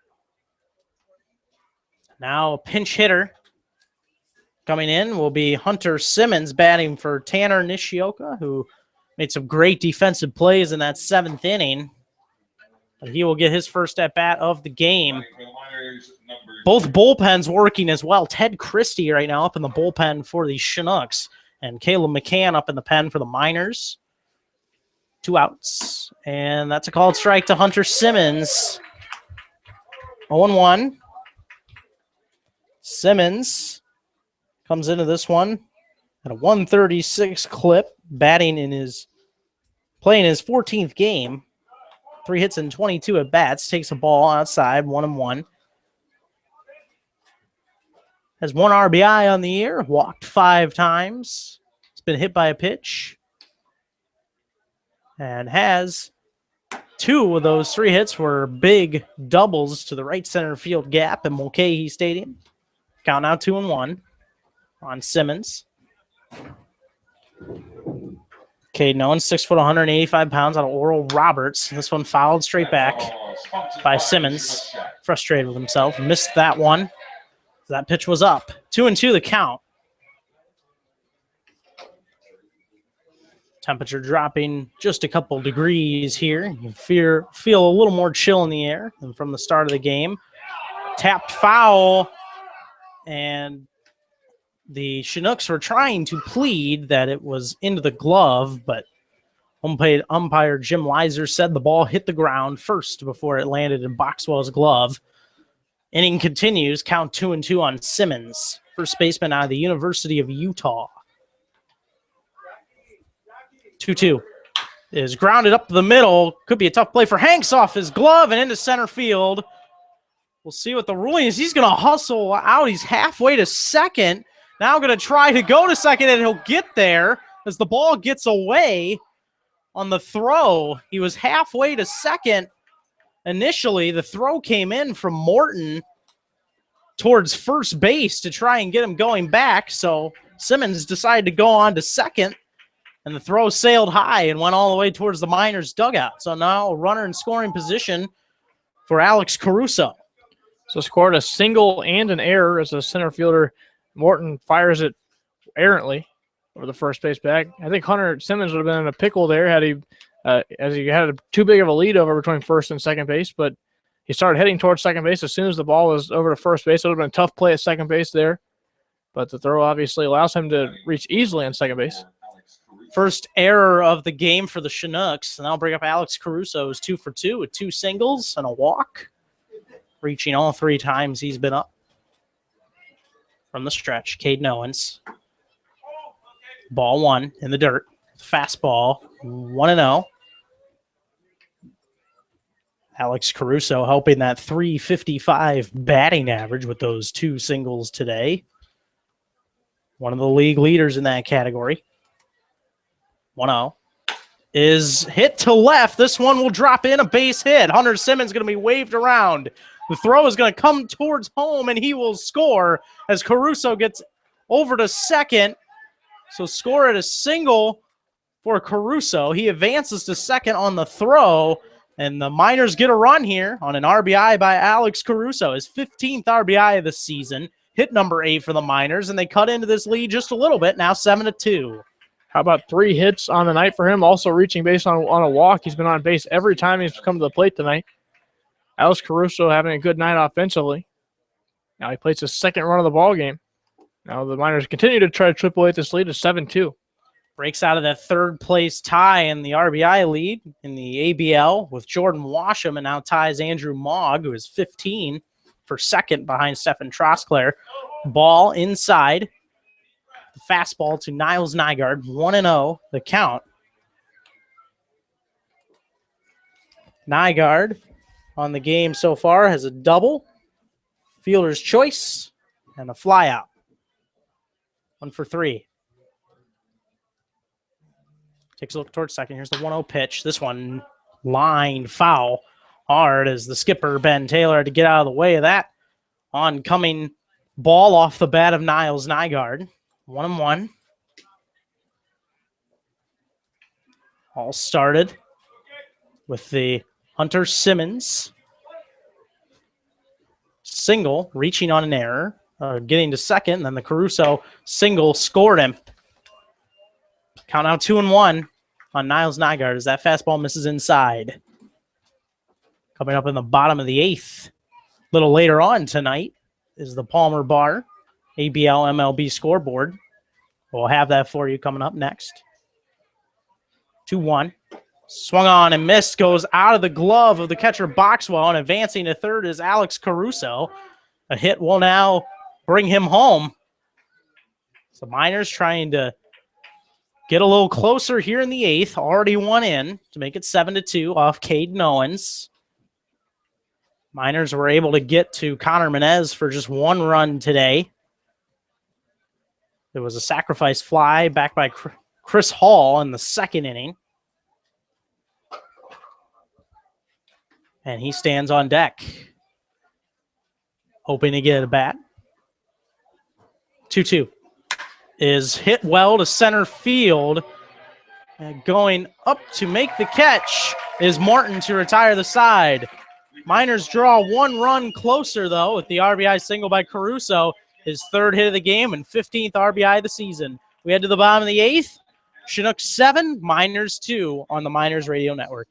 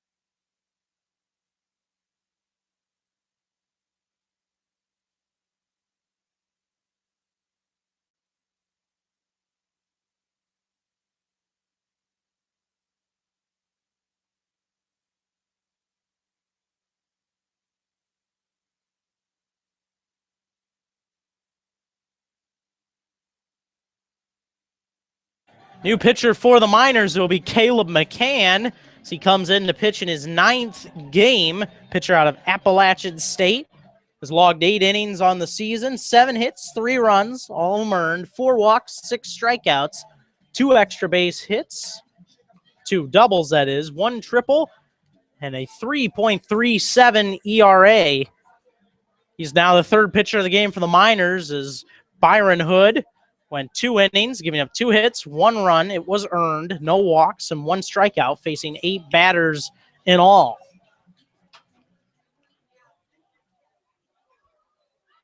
As we mentioned before, the Palmer Bar, ABL, and MLB scoreboard coming up right here in this inning. Now with outdoor seating, you can enjoy a refreshing drink and good friends outdoors in the Alaska Sunshine, located in downtown Palmer. The Palmer Bar is a great place to grab a bite to eat and take in the sights. Call 907-745-3041 today.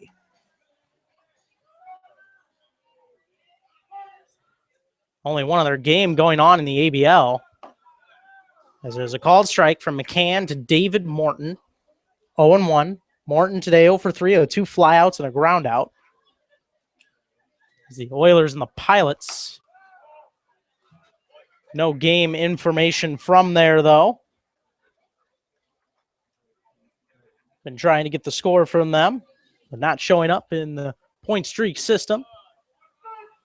Called strike to Morton, 1-2 with a fastball from McCann. Righty against the lefty, Morton. Curveball in the dirt from McCann. 2-2 the count. And some MLB action. The Tigers over the Twins, 4-2 in Minnesota, opening up a series there. Rockies over the Braves, 5-3 in the top of the 7th, top of the 9th. Mariners over the Angels, 7-1. Fouled out of play by Morton. Count out 2-2. Some earlier finals, the Yankees over the A's 6-2 in New York, sweeping the A's. White Sox over the Blue Jays 2-0 in Chicago. Royals over the Rays 8-3. So ungrounded foul and out of play by Morton, 2-2. Cardinals over the Pirates in Pittsburgh 4-1. Indians beat the Astros 3-1 in Cleveland. Marlins over the Reds in Miami 2-0, and the Dodgers over the Phillies 6-0. That is your Palmer Bar, ABL, and MLB scoreboard for the evening, as Caleb McCann's fastball is outside for a ball. Full count now on Morton.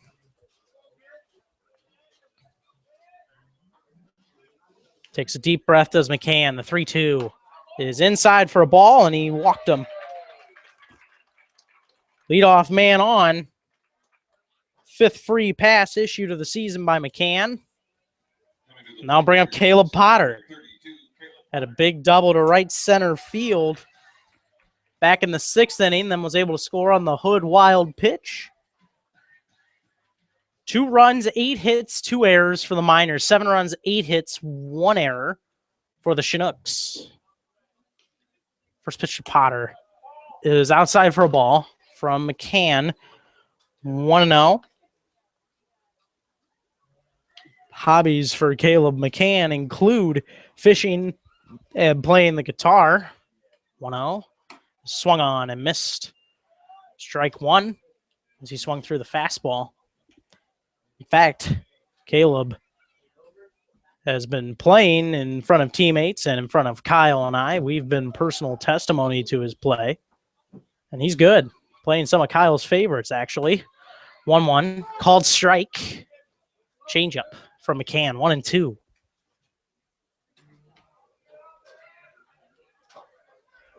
David Morton on first. After the walk issued to start the inning. 1-2. Is fouled off at the plate, straight back by Potter, just barely staying alive. 1-2 the count.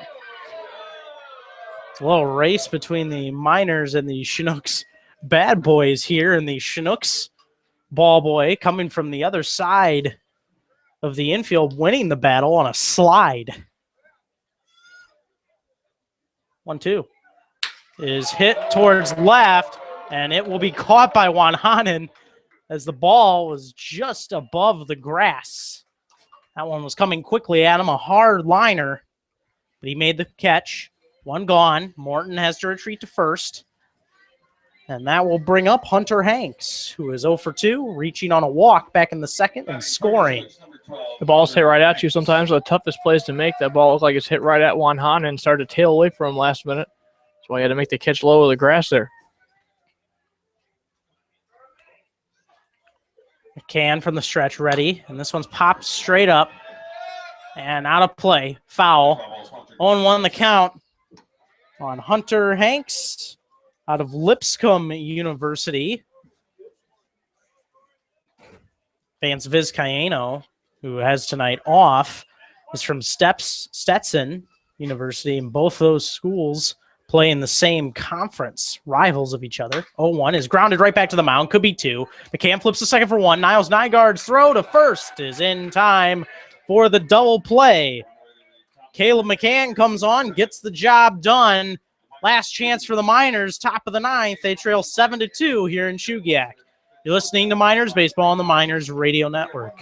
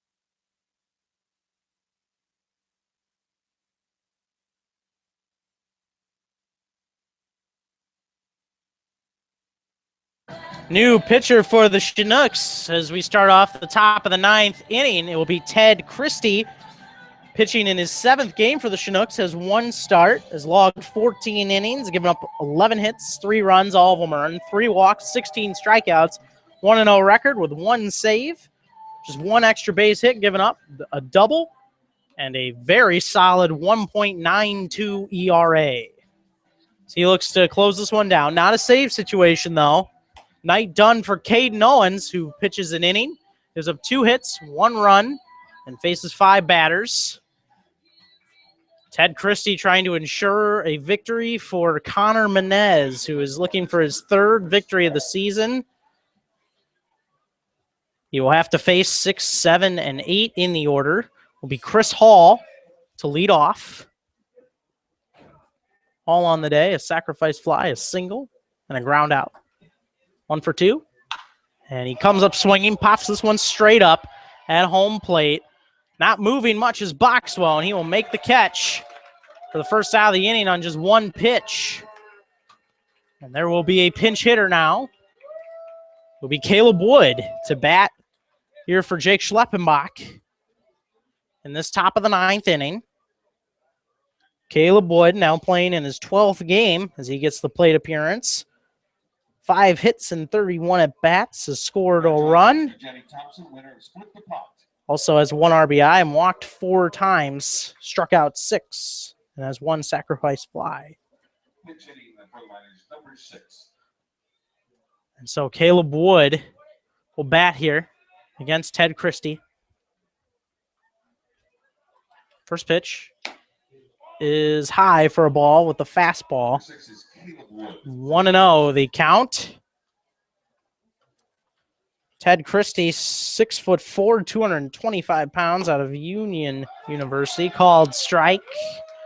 1-1. Miners are familiar with Christie. Swung on and missed, high fastball, and he chased it for a strike. 1-2 the count. Has pitched in 3 games against the Miners.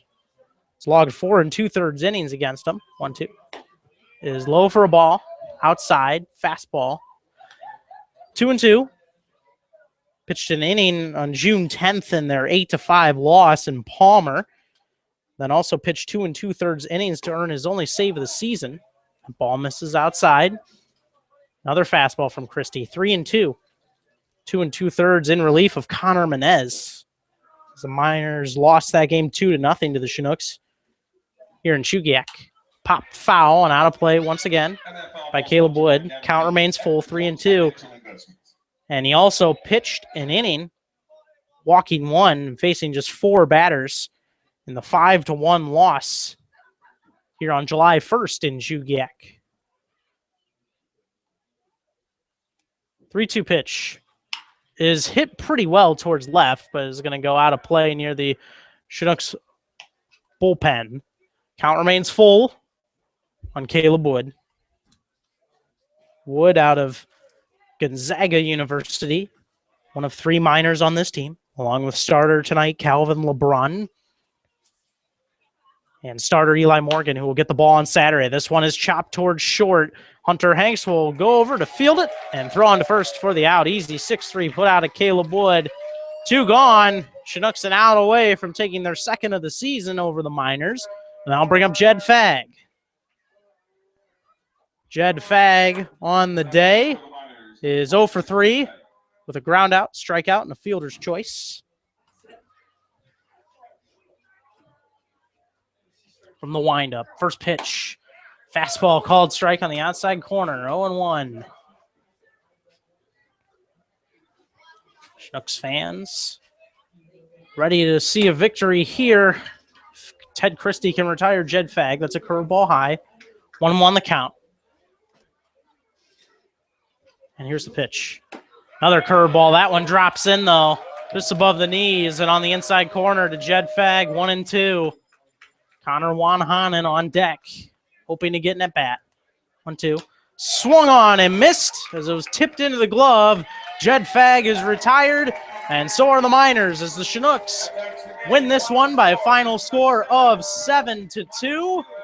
They improved their record overall to 14-14 and 13-12 in ABL play, while the Miners fall tonight to 20-6 and 18-6 on the season. As the Chinooks improve their ABL record against the Miners to 2-7 and overall record to 2-9. A good win for the Chinooks, a win that they definitely had to have, Kyle, as the meetings between these two teams starting to dwindle. Not very many left now, just 4 on the season, 1 here, 3 in Palmer, and especially with the fact that both their wins are here at this ballpark and only having 1 more game.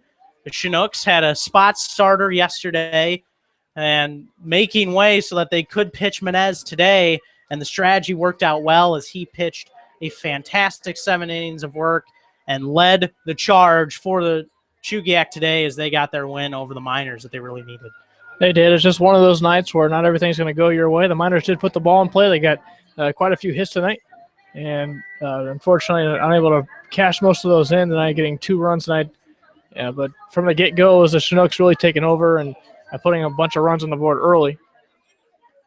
So that's unfortunate if that's the way it goes for the Miners. They drop 1 tonight, but you're going to win some, you're going to lose some in baseball. They've won the majority of them, 20 of 26 still. So it's still just another night for the Miners. They head back on Saturday. They'll play the same Chinooks team, and it's Connor Menez time. Yeah, sure, you can say Calvin LeBron's been dominant this year. He has been dominant this year, but at some point this year he's going to have a start where he's not going to have all this stuff going for him tonight. That was probably tonight.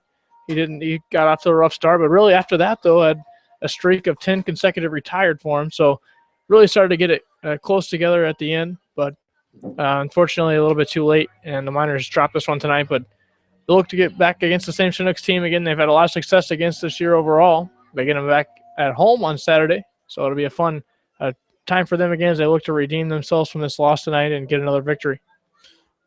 By the way, you are in the Napa Auto Parts post-game show right here on the Matsu Miners Radio Network. Also, the game's counting down towards the All-Star break. These two teams will play 2 more against each other before the Miners will go home and play the Oilers in a couple big games there, and looking that is the team right now that if the Miners are able to keep playing well, that is a team that they could play in the top of the World Series. Still a lot of baseball to go, and still quite a close race.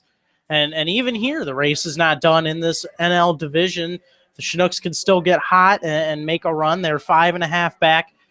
The 8 ball they're behind right now is this Matsu Miners team. And that is the thing. The Miners do have control of their destiny 100%. And this game, they weren't quite as sharp tonight. It kind of showed early as the Chinooks really came racing out of the gates, and sometimes that's all you need is a good start, and that's what they were able to get tonight. 6 of those runs in the first 2 innings, but when you look afterwards, just 1 run and scored on a wild pitch after a double. The pitching really did settle down. Calvin LeBrun probably could have gone more than 5 innings, but they decided it's in the best interest to get the bullpen working today. Byron Hood had a good performance in 2 innings pitched, only giving up 1 run, and Caleb McCann came out and gave up a walk, but able to get him out on a double play. So good performance all in all for the pitching staff, even after the rough start. But as we have to wind it down here quickly, Kyle, any last thoughts before Saturday's game back at home for the Miners against these same Chinooks? It'll be a tough battle again with the Chinooks. They've given the Miners a test in most nights this season, outside of that 13-2 game that the Miners are able to take this year. Now tonight they fall 7-2, but it's a team that's going to play Miners tough, but it's still a team that the Miners have had success against. They look to get back on track. They still, as you said, control their own destiny. They have a 5.5 game lead over the Chinooks still as it is, so nothing too much lost tonight. You're not going to win every game in baseball, and they'll look to get back on track Saturday against the same Chinooks team at home. And this was a Miners team that you could tell was fighting. It was just a great pitching performance tonight by the Chinooks, who came out and did very well. Caden Owens just giving up the 1 run. Connor Menez giving up just 1 run in 7 innings pitched. Another great outing for him as he wins game number 3 on the season for him. Calvin LeBrun falls to 3-1 as the Chinooks get a win here tonight, 7-2 over the Miners. Next game will be Saturday, 7 p.m. back in Palmer at Herman Brothers Field. Pregame will be right here on your Miners Radio Network, the Napa Auto Parts pregame show at 6:45. For my partner Kyle Howard, I'm Kevin Peel saying so long from Chugiak, Alaska, and we'll talk to you Saturday. Have a great night.